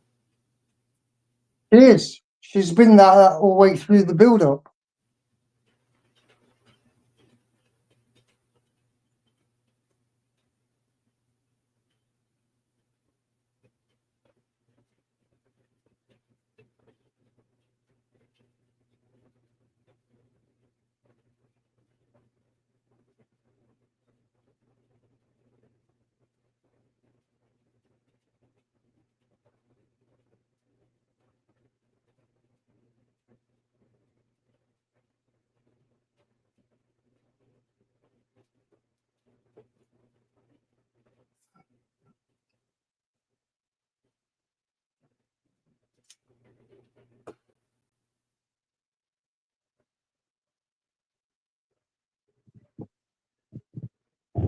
I think you're going to see better boxing from Katy Taylor this time.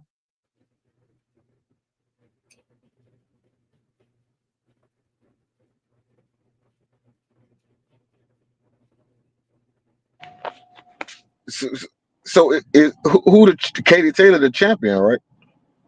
Yeah. And she coming out first? Second. Yeah, Katy Okay, so Amanda already just came out. Oh, she can. Okay, yeah. I had to restart my thing. Okay. I missed it then. Okay.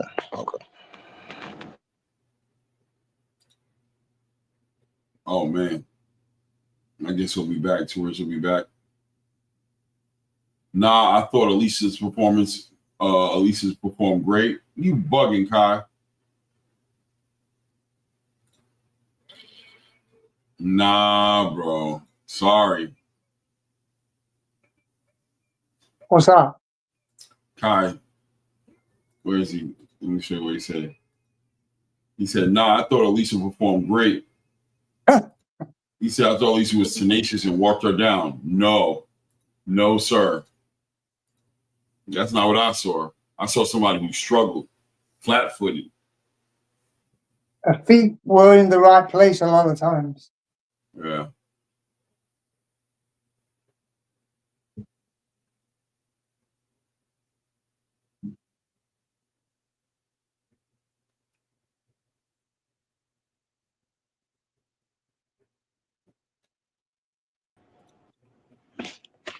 My bad. I dropped my damn phone.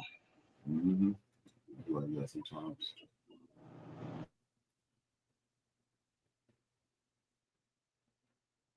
Yeah, Netflix did a real good job with the production this time around, not crashing the server. Yeah, remember Katy the has a Reaper look about her. Look how she coming to bring death. Like she's the executioner, you know what I mean? Yeah, Katy looked confident, man. She look dangerous. You look like that Russian guy from Ivan, whatever his name is, Rocky. Yeah, Drago. She like a female Drago coming to the ring.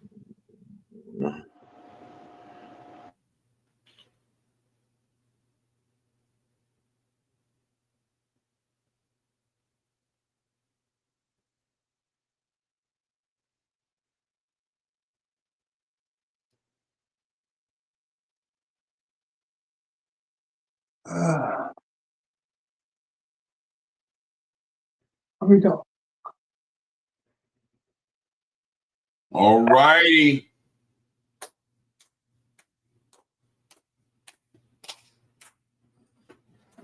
Man.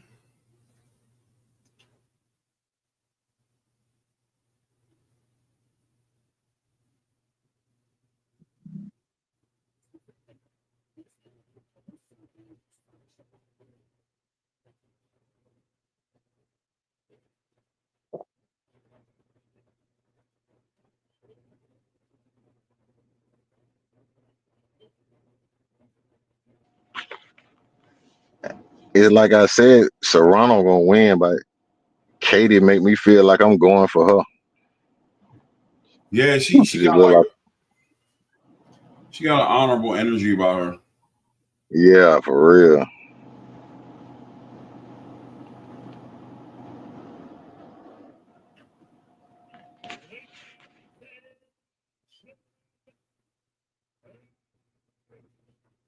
Yeah, Cass says she wants Katy to win.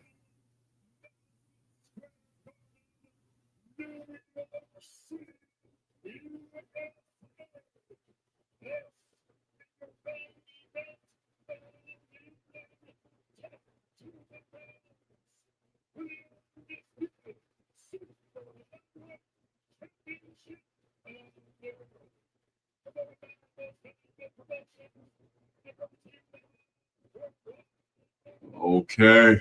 I want to call this fight good, man. Come on, let me get 30 more minutes. 30 more minutes. 2-minute rounds. Let's get it. 30 more minutes.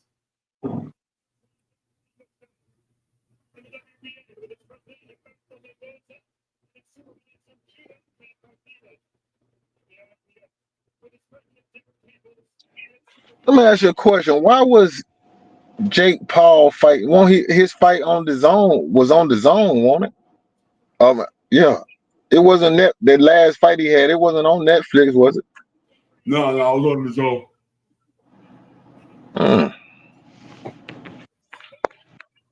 Harvey Doc in the building.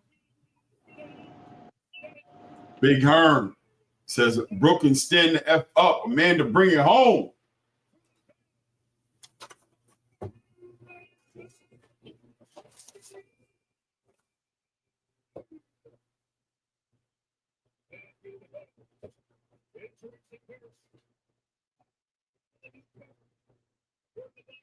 Salute Jonathan 97 in the building.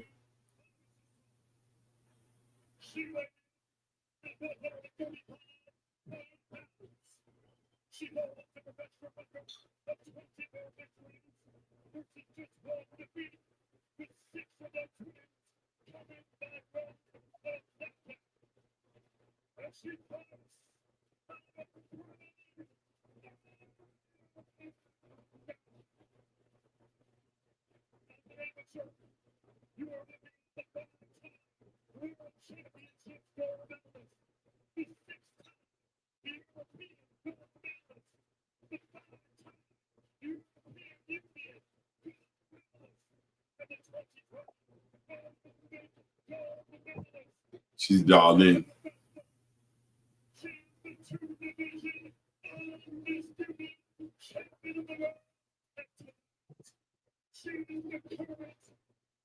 Salute Willette Strong. Blue not in here this evening. I don't know. He got caught up.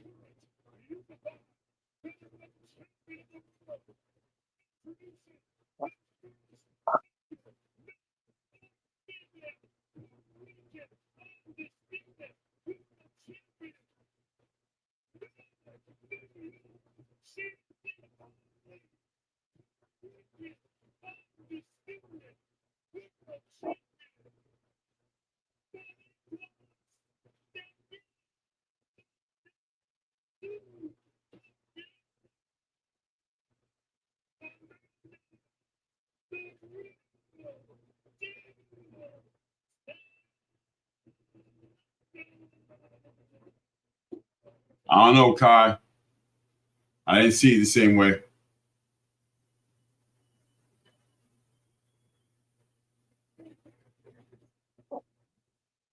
Both ladies meet up at the center ring to get the final instructions before it's time to go up. Okay, bouncers, received your instructions earlier. As a reminder, obey my commands at all times, protect yourself at all times. Step left, good luck. Clay, Yeah. you're on a delay, you know. Yeah, cause round one over with.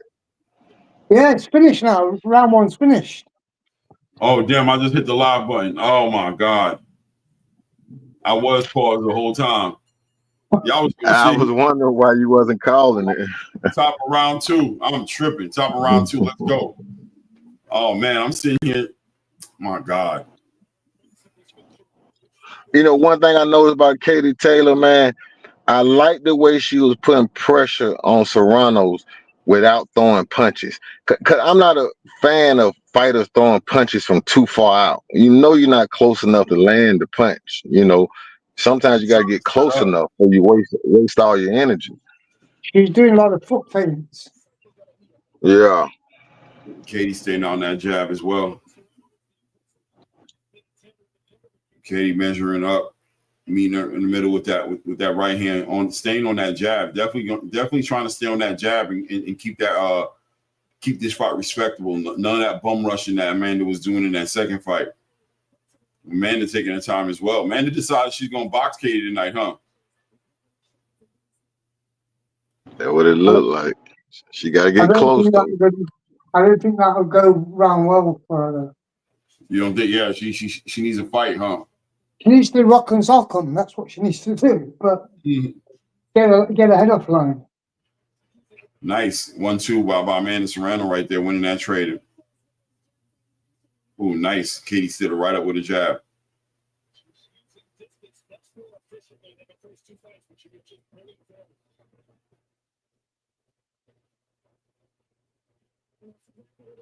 Katy winning this jab. Nice. Straight right hand by Katy. Caught her coming in.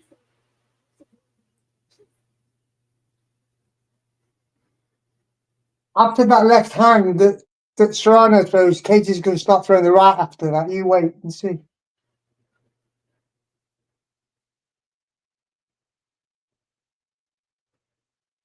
Katy moving around that ring. I gave Katy that round right there. Amanda's, walking her down, stalking her, but I think Amanda has to find a way to get this to a close range, mid range fight. And she's not. Katy's moving around, doing whatever she wants, pretty much. Willette Strong, I'm caught up now. I was behind. I must have paused or something must have happened. Oh, you know what it was? I kept going back because somebody said they saw a punch. So I kept going back to look for punch, and during that time, I forgot to hit the live button and come back up.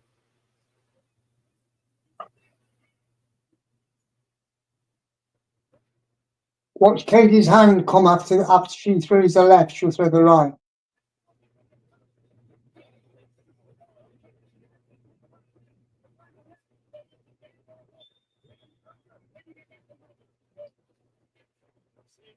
Two rounds to Taylor. Yeah, 2-0 Taylor. Yep, me too. What you watch later, she's going to start throwing the right hand when Serrano misses with the left.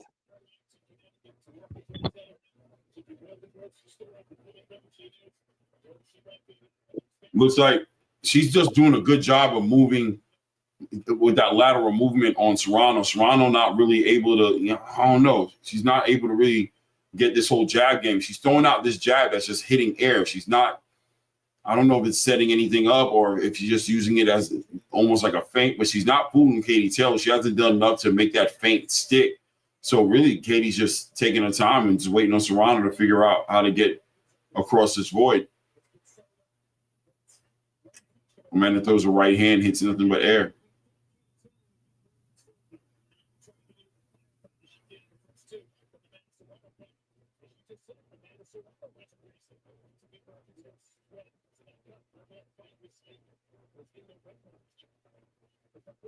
Serrano's trying to land the left. By just doing a throwaway jab. Yeah, right there. They're mixing it up pretty good right there. Serrano caught a nice quick little short right uppercut, but also landed her own.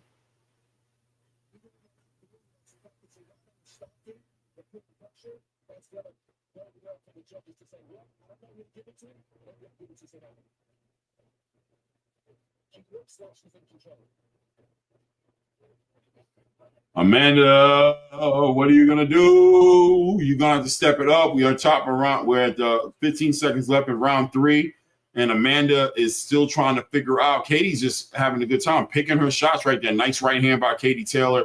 Nice. Oh, nice. Katy with a nice 1-2. Nice. Catch her with a check left hook again. Sends her in the corner. Really just out. Masterclass right here. I got a 3-0. Double right hand on the trot. Did you see it?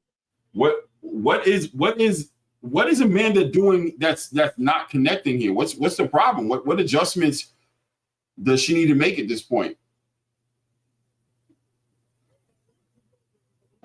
She might have to high guard it and just go and get close. She not close enough to land. I don't know if her arm reach shorter than Katy Taylor, but she just everything's short. Everything's falling short. Yeah, what it is, Taylor's creating a false distance with the feints, foot feints.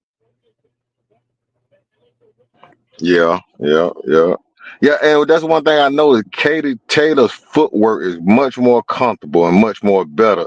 Serrano seems like she's trying to find out what she want to do, and Katy is just a little bit more relaxed. And because, like I say, she using more footwork for pressure and feints than she is throwing punches. So by the time Katy Taylor throw a punch, she's close enough.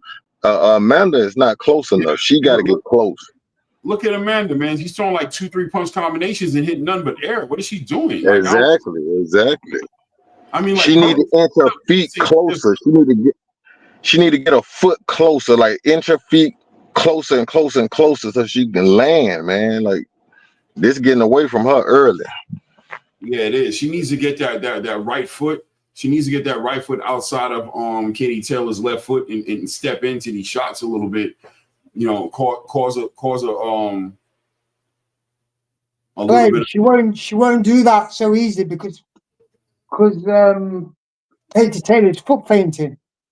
You watch all the time. She's foot fainting. I see her. Yeah, I see her. Yup, you're right. And creating a false distance. Because when you feint properly, you always create the illusion that you're nearer than you are. You've only got to watch Sugar Ray Leonard do that against Tommy Hearns.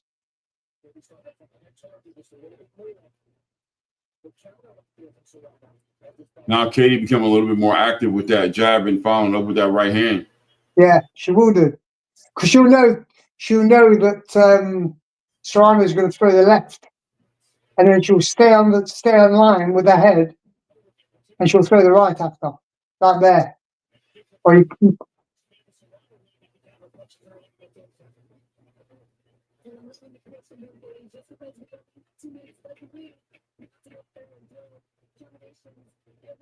you turn the angle on her all the time.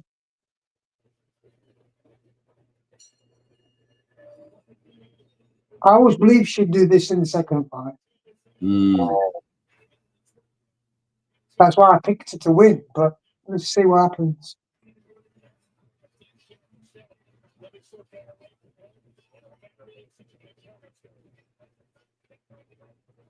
Really.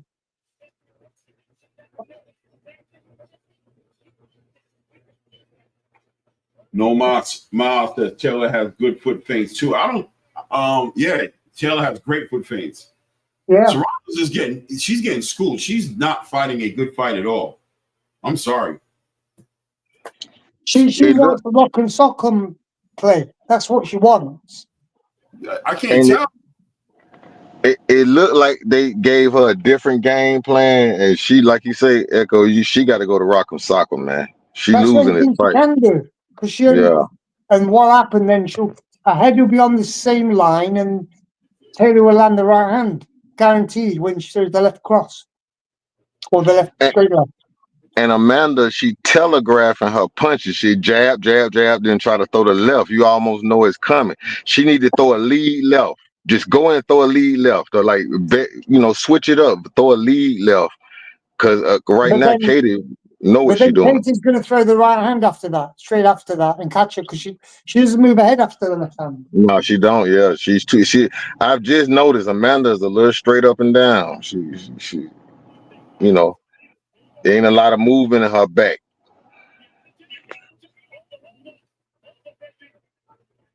She's down 4 rounds already.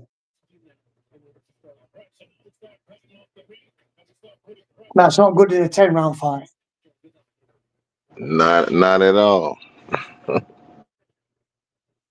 Yeah, Katy with that headbutt a little bit right there. She needed to be careful with that. I think you'll see Taylor throw more More jabs now. And you see Serrano trying to counter with the left, and she'll get hit with the right.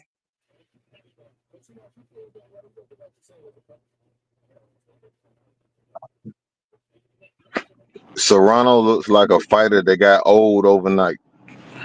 Yeah, she's trying to be way too athletic and way too cerebral with this fight. And you know, she did her thing when she really put that to the side and really fought the living daylights out of Katy, almost stopped her in that second fight. I don't know why she's not capitalizing off that momentum and bringing that even sooner than it did before. I don't understand.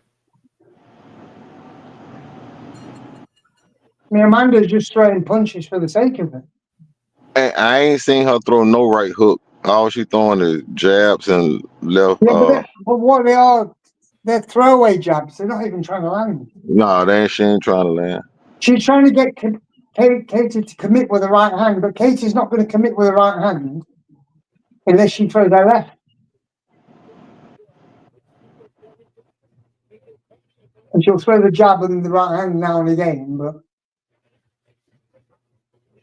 Serrano wants the rock and sock 'em. That's what she wants. Amanda Serrano doesn't look very pleased with what she's doing. She looks out of it. You're right, Therese. She looks like she's gotten old. How old is she? She's not she's like, you know, she got to go rock up soccer. She definitely look old and slow. She's 36. 36, yeah. She looks slow, man. She didn't look that slow them last two fights. She's lost all the rounds up to now, anyway.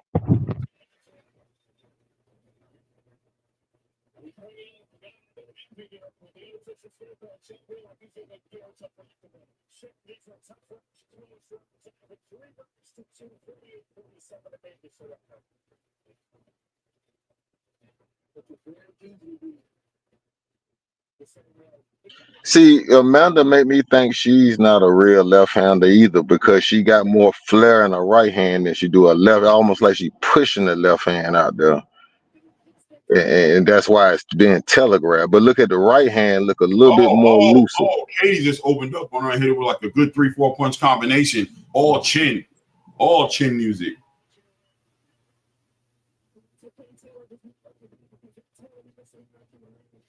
As she should be, Big Sarge.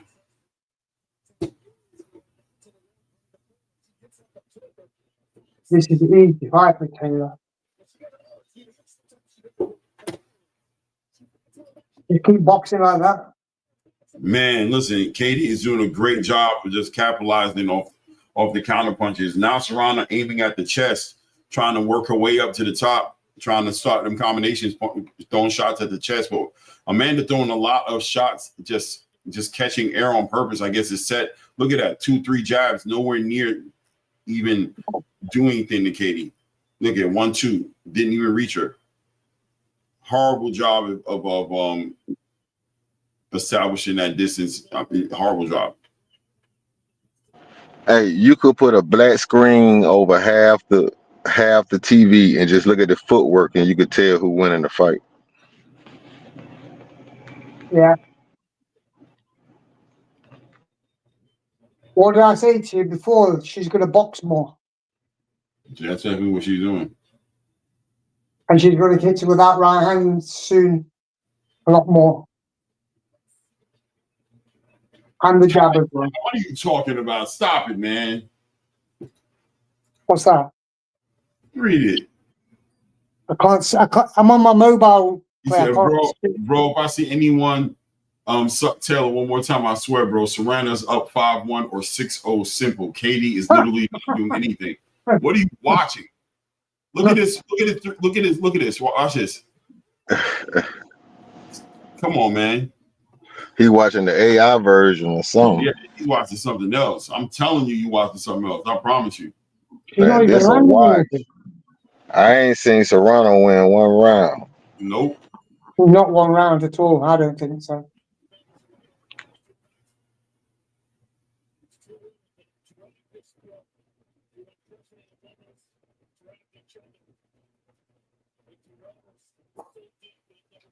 Serrano needs literally a knockout right now to win this fight. And see, you see, Katy is landing those counters, and that's why Serrano is just not quick to come in there. See the left hand, right hand on him. It's going in more now. Notice the right hand.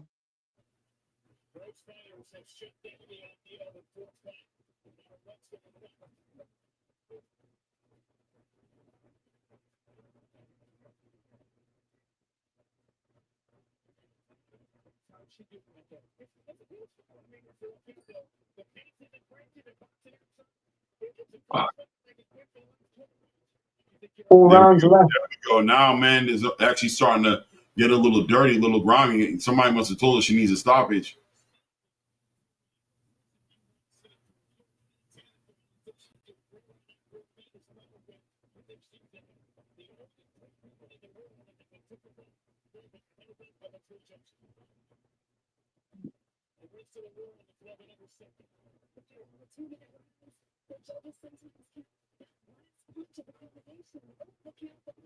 Yeah, there you go. And off the left. Goodness gracious.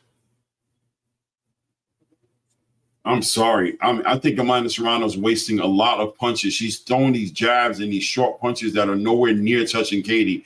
It's almost like a glorified sparring match. Like she's trying to just work on things, and Katy's just capitalizing off of it, able to just sit back, safe, staying on the ball, on her toes, and just taking advantage of it. Look at that, right over nothing.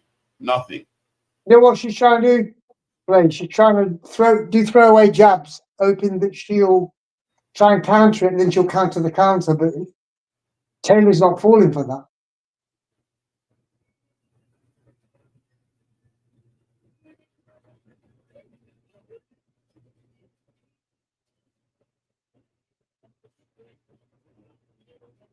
Man, Amanda. I hate to say it, Amanda, like she came in there to get a check. Yeah, she looked like she came to get some money. She doesn't even seem pressed. We're going in around 8 right now. She's down pretty much 7-0 at this point, and I don't even see any type of real need, or what's the word I'm looking for? Any type of real pressure to win any of these rounds. But if you notice, Clay, Taylor's not standing still. She's always moving. And Serrano don't want that. She wants to stay flat-footed and just punching with her. And Serrano ain't got no power in that left hand. She carrying that left hand, man. See, when they fight like that too much, they lose the power in their right hand and they become even-handed. And now they don't know where the power hand is. That's a little bit of what happened to Shakur. He don't know which hand is his actual power hand because he don't switch it. Whereas Crawford, he switch hitting, so he's still working on the power in his right hand. But you know, some people believe front power hand forward is the best. It depends, I guess. But look at it gives you a better hook and a jab. Yeah. And you keep your rear hand back for power. You know, if it's your non-dominant hand. A lot of boxers are converted though.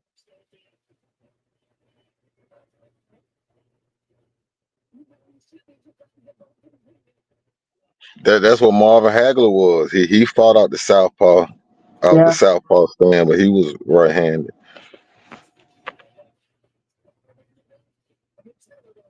Even Tyson was right-handed. And a lot of people don't realize Tyson switched a lot. He fought out the southpaw stand quite a lot. Yeah.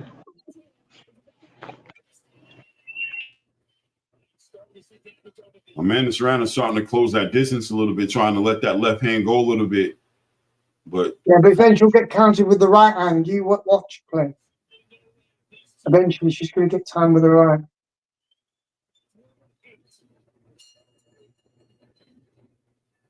Man, that was Amanda Serrano's best round. I still think she lost it. Isn't landing anything, man.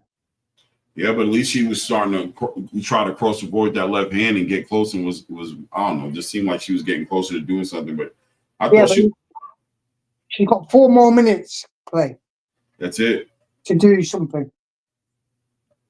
And she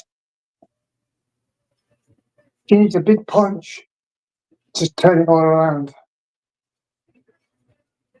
But Taylor's spinning and pivoting and not giving her a chance to get set. Is they gonna call Katy Tom and Jerry? No, this is boxing. This is actually Yeah, fierce boxing. this boxing exactly.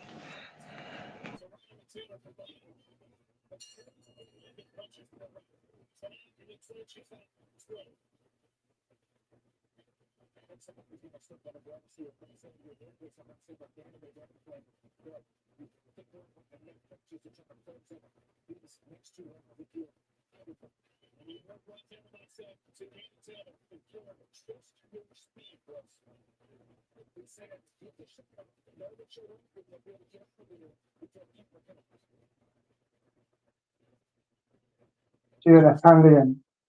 Fine.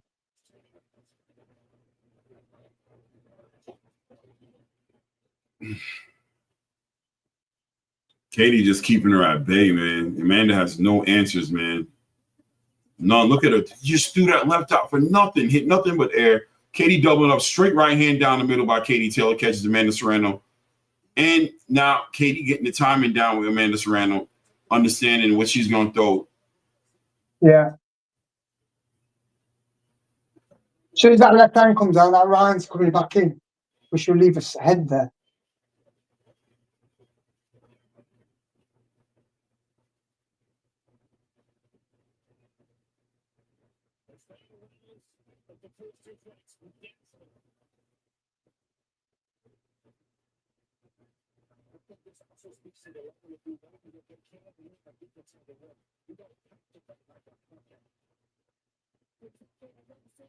Look at it, short on those left shots. Nowhere near it. 1-2 air. But what? What was that all about? Because she's creating a false distance play with the foot paint.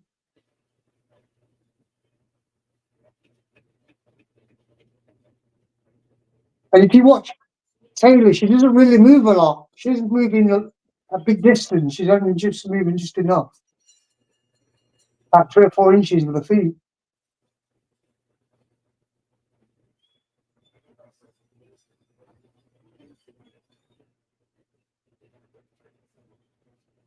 Beautiful. No.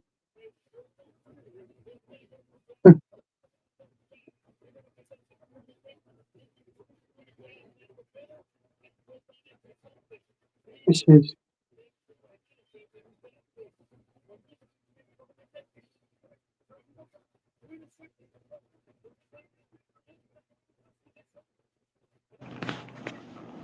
Serranos and Baumgartner need to fight because they both look average. Mm-hmm. I agree. Now for most people boxing, your jab is your that's your long range weapon. That's your jab. But if you notice, Serrano's jab is short. Yeah, See, it ain't even it's a getting nowhere. throwaway jab. Yeah, but also it's a power hand. See, you gonna throw your power hand short because you're looking to land power. See, she not stretching the right arm out because it's not her natural jab hand. Yeah, but what she's trying to do is draw the lead from Katy so she can throw the left hand. But she's not falling for it. And if she does Yeah, throw a left hand, Katy will throw the right hand after. Like I said earlier before we started the stream, I said this is what's going to happen. yeah. Look at man. Oh, girl, you ain't still ain't. Maybe you won one round. Maybe 2. Maybe 2. You won the fight. I tell you that.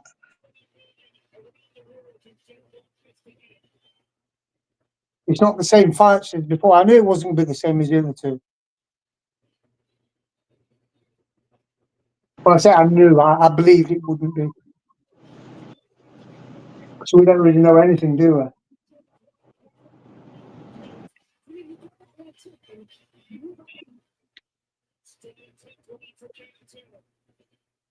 $40 seconds left in this fight. I think there's a shutout.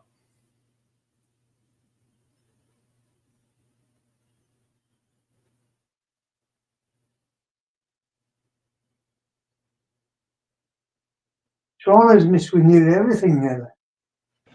When they show the replay, you're gonna see all the counters that Amanda getting caught with. That's why she ain't coming in there.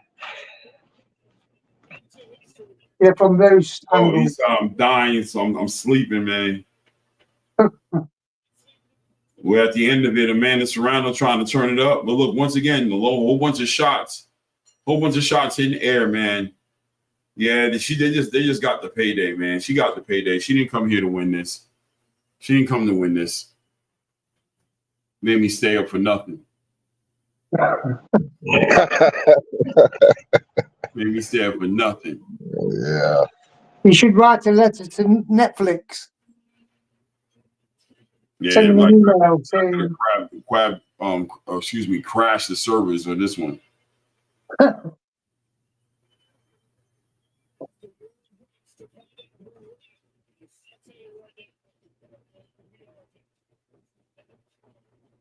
You can just tell Katy Taylor thought that was an easy fight. That's all she came to do. That was easy. Easy night work. she's got school, didn't she? Yeah.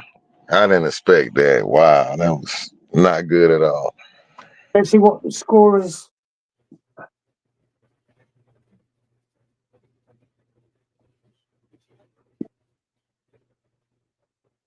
Well, I gave my prediction before the fight, didn't I? And I told you what would happen. So Yeah, you did say that.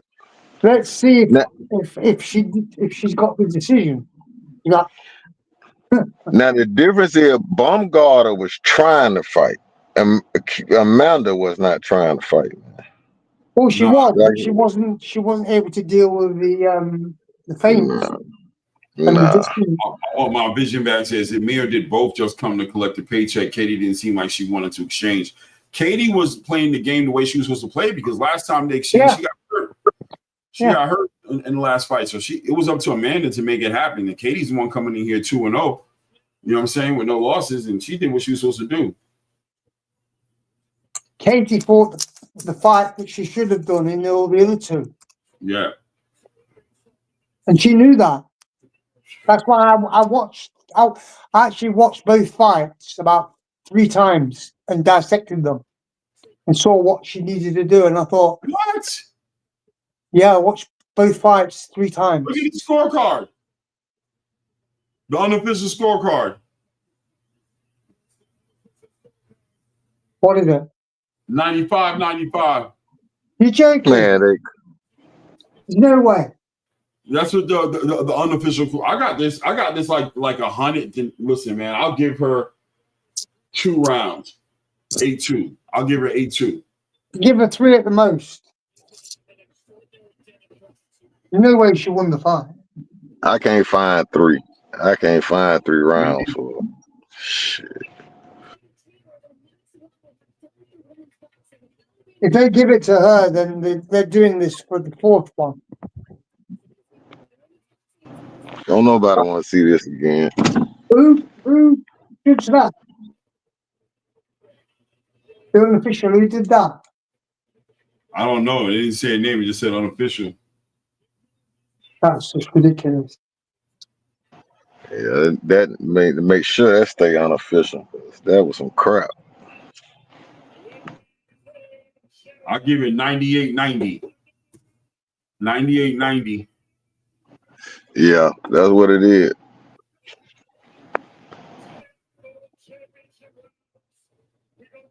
Taylor won that easy.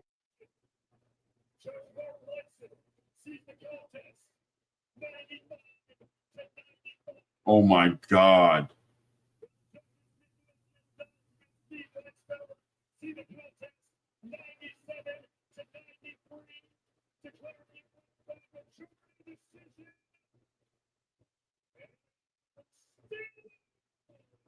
Yeah, she got it. Taylor. Yeah, but that one judge who had a 95-95 is crazy.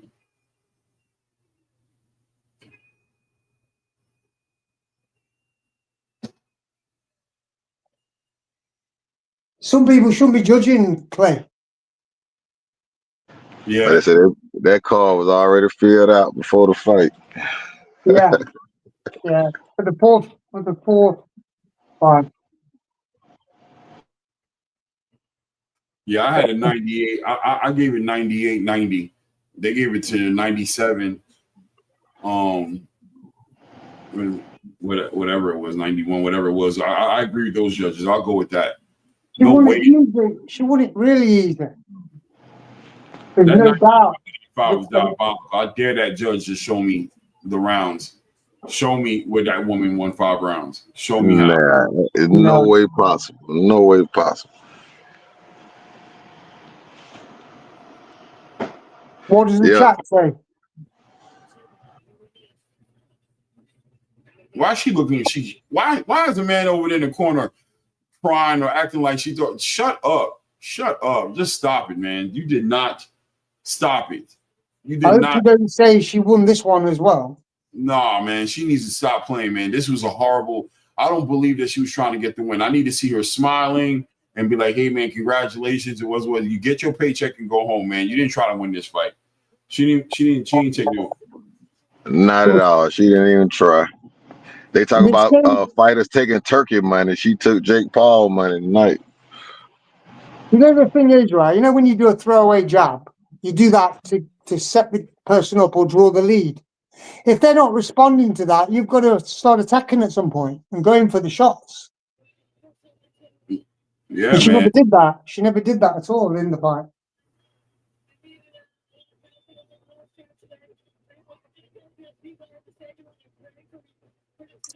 She knows she lost anyway. She had to have, man. I don't understand what the whole act is about, with the whole entire tears and what are we talking about? Blue, there's the link. What is Blue? Is Blue there? Yeah, he's in there. He just popped up in the chat. I know what he's going to say. What's he going to say? He's going to say she Taylor won for sure. Yeah, there was no question. What up, Blue? You're muted. Hey, what's good, man? I literally just walked in the door, literally, man. How you doing, Blue? What's good, my guys? How you feeling, man? It's my anniversary today. The wife wanted to go to dinner, so congratulations. Yeah, man. Appreciate it, Echo. No doubt, man. I was watching the fight and listening to y'all while I was driving, and when I was driving home right now. And yeah, I agree with you guys, man. What is Amanda acting like you did nothing? You did nothing. You took no chances, no risk. You didn't push the pace. You didn't try to win this fight, even when you knew you needed a knockout. I say in those last 3 rounds, she had to have known that she was down like crazy. She wasn't even trying to. I'm sorry. And I wasn't paying attention as much as I wanted to, obviously, because I was driving. And the wife was listening to music, and I was trying to listen to y'all and, listen to music and watch. So I couldn't, but I'm like, it just looked like she was doing nothing. And I'm like, when I'm looking at their scorecards coming across, I'm like, what are they talking about? Like, I'm not seeing that. You know what I mean? I want 95-95, bro. They had a draw. Yeah. But remember what I say, right? Remember what I said, Clay? I said I'm hard pressed to see them give this to Katy because they want this to go down in history as a great trilogy for women, and it's hard to sell it if Katy won 3 straight fights. It's hard to say it was a great trilogy when I thought Katy clearly won the first fight. I thought Amanda hurt her. That was exciting. Those 2 rounds when she looked like she was going to stop her. But I thought Katy took over in the second half of the fight, and Amanda did just what she was doing now, looking for power punches. That's it. That's all. Amanda was throwing so many short punches like that were hitting nothing but air. She was throwing like 2, 3, 4 punch combinations that was just all air. Just like just like she was shadow boxing. I'm like, am I tripping? yeah, it looked crazy. It looked like she was just trying to shadow box. Like, and let me ask you guys this, right? Great boxing minds, because I know I'm not tripping. Amanda Serrano don't know how to cut the ring off. No. She don't know how to cut the ring off. She couldn't cut the ring off at all. Not at all. Was leading her like a little puppy on a leash, like come this way and walking her into the shots. Right. She looked very. She's. I noticed I'm watching, and I'm like, she's very flat-footed. She looks for power punches, and she does not cut the ring off educatedly at all. And then, and this is crazy, right? Because it's like what you just said. It's like she's in no man's land in her brain, and she's just throwing shadow punches. Like, you know where her distance, her gauge of distance is so far off, it's not even funny. But I think that had a lot to do with Katy moving around doing the foot feints. But really, she didn't commit. She didn't actually step through to any shots. No. She could have known. This being the last one, Amanda was supposed to push it and go for it. Go out on her sell out. Make it sell out. Exactly. Yeah. And she just didn't do it. She just was way too reserved, and she had no sort of like, I gotta make something happen. As the fight was moving on and Katy was winning the boxing match itself and moving around, and she was having a hard time cutting the ring off. She never actually, make it dirty, you know what I mean? Initiate some clinches, push her down, get physical, move the needle, do something to steer this your way. At least make the fight exciting. If you're gonna lose the fight, go all out like Arturo Gotti and Mickey Ward. You know what I mean? Make it dirty, make it nasty. Go for it. She allowed it to just go away from her, just slip away from her all the way into the final round. Hey, when you watch the replay, you're gonna see that Katy was catching her with counters, and that's why she wasn't coming in there, man. She was getting caught with counters that were sharp, and that just slowed up her punch rate. This is what I'm expecting out of Shakur and Zepeda. For Shakur to catch him with counters that's so sharp, he's gonna slow down the punch rate. They're showing the jabs. Amanda Serrano threw like 217 jabs on everything. Way more than half of those jabs was nothing but air. All fake, like faint jabs. All a bunch of just like short jabs that were nowhere near, like a bunch of nonsense. Like she was throwing like she threw like 3 jabs, like Yeah. It was like nowhere near Katy. It was just like what that's what I'm saying. Like what that's what I'm saying. Her to be a 7 division champion and all the accomplishments that she accomplished, her bro, she cannot. It just shows styles make fights, right? And when you're in there with a specific level of fighter, you look a certain kind of way. She's in there with women that are stand in front of her more times than none, that don't counter very well and are scared of her power. Yeah. And tonight she showed it again. The second fight was so sloppy it was hard to gauge, right? Yeah. But this fight, it told the truth. Yeah. She just was never pedigree wise. She just wasn't on the level of Katy Taylor. She's just not that kind of a fighter. She could brawl. She could do something exciting. Very Arturo Gotti, Mickey Wardish, right? Like, you know what I mean? Like when she's fighting dirty, exciting because she's letting the hands go. She doesn't care. But that measured, cerebral type of fight that Katy Taylor is at a level in, Amanda can't compete in that level. No, she can't. She absolutely can. She is not. She cannot cut the ring off. She does not. She showed she don't deal with boxers well. Yo, you know what's funny? She's Puerto Rican, but she has Mexican style. Yeah, flat-footed, come forward. But forward, aggressive power puncher. She tried to be a boxer tonight, and it looked horrible. It was bad. I'm disappointed in her. I'm disappointed. I am. Hey, Blue, you think she got old overnight? No, I think because I said this in the first fight. In the first fight, I thought she clearly won. Katy clearly won. I thought in the first fight, Katy's mistake was staying in the pocket too long, and she got clipped a couple of times. She got hurt. Yeah.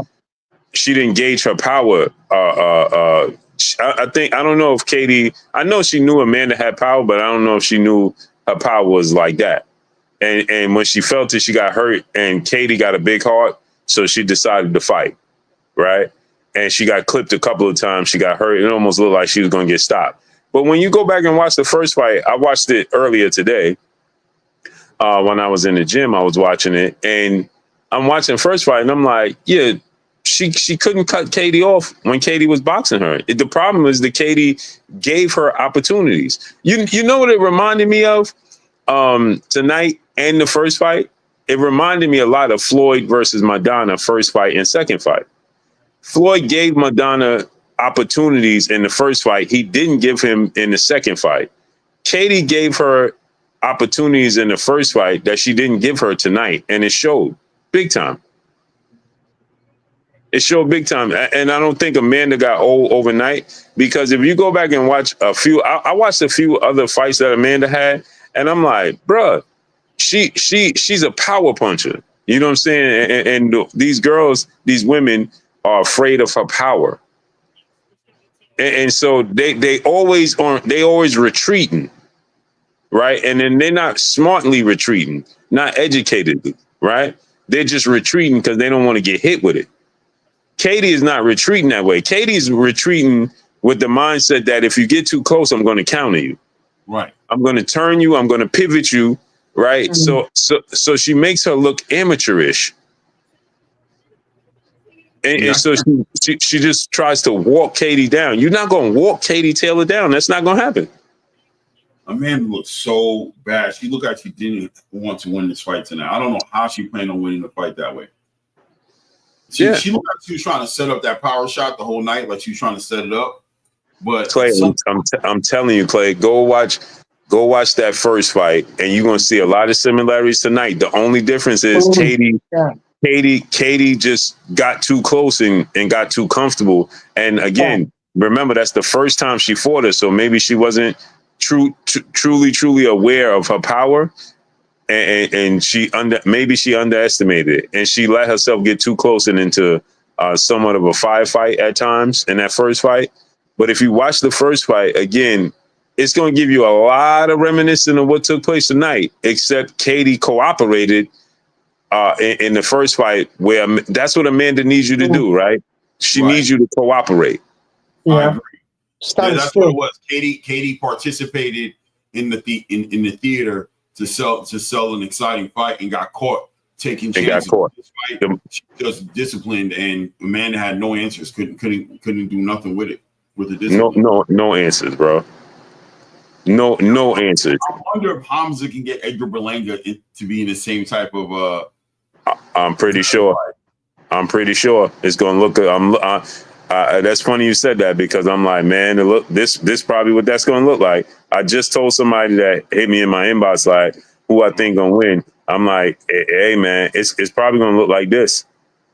Yeah, I think Edgar will try early to do some things, but once Hamza starts connecting with those counter shots and those straight right hands, you'll see Edgar chill. I think he'll chill. I don't know. We're gonna find out. Tomorrow night's gonna be a good night of boxing, guys. I ain't gonna lie about that time for me. I barely made it. I was holding on to dear life all night. Thank you for keeping me company. Echo and Too Rich and Blue Shot coming up, man. Because I was definitely on. I was listening, dog. I was singing Boyz II Men. I was on Bended. Yeah, I heard it. I'm like, damn, bro. I wanted to, I was hurting. I'm still hurting, man. Let me let y'all go, man. Listen, salute to all you guys, man. I appreciate you guys. Hit the like button if you haven't done it. Subscribe if you haven't subscribed. Tomorrow, I would think Blue, right? We're doing it over there. Yeah, right. Yeah. So I owe you one. So let's do the early fights on yours, and then we could do the last two on mine. Okay. We'll see what time it is. I gotta work tomorrow, so I'll be home. Probably about I'll probably be on. We'll play by ear, but that sounds like a plan. Okay. Just keep me posted. I will, man. Salute to everybody, man. Thank you All right. again, man.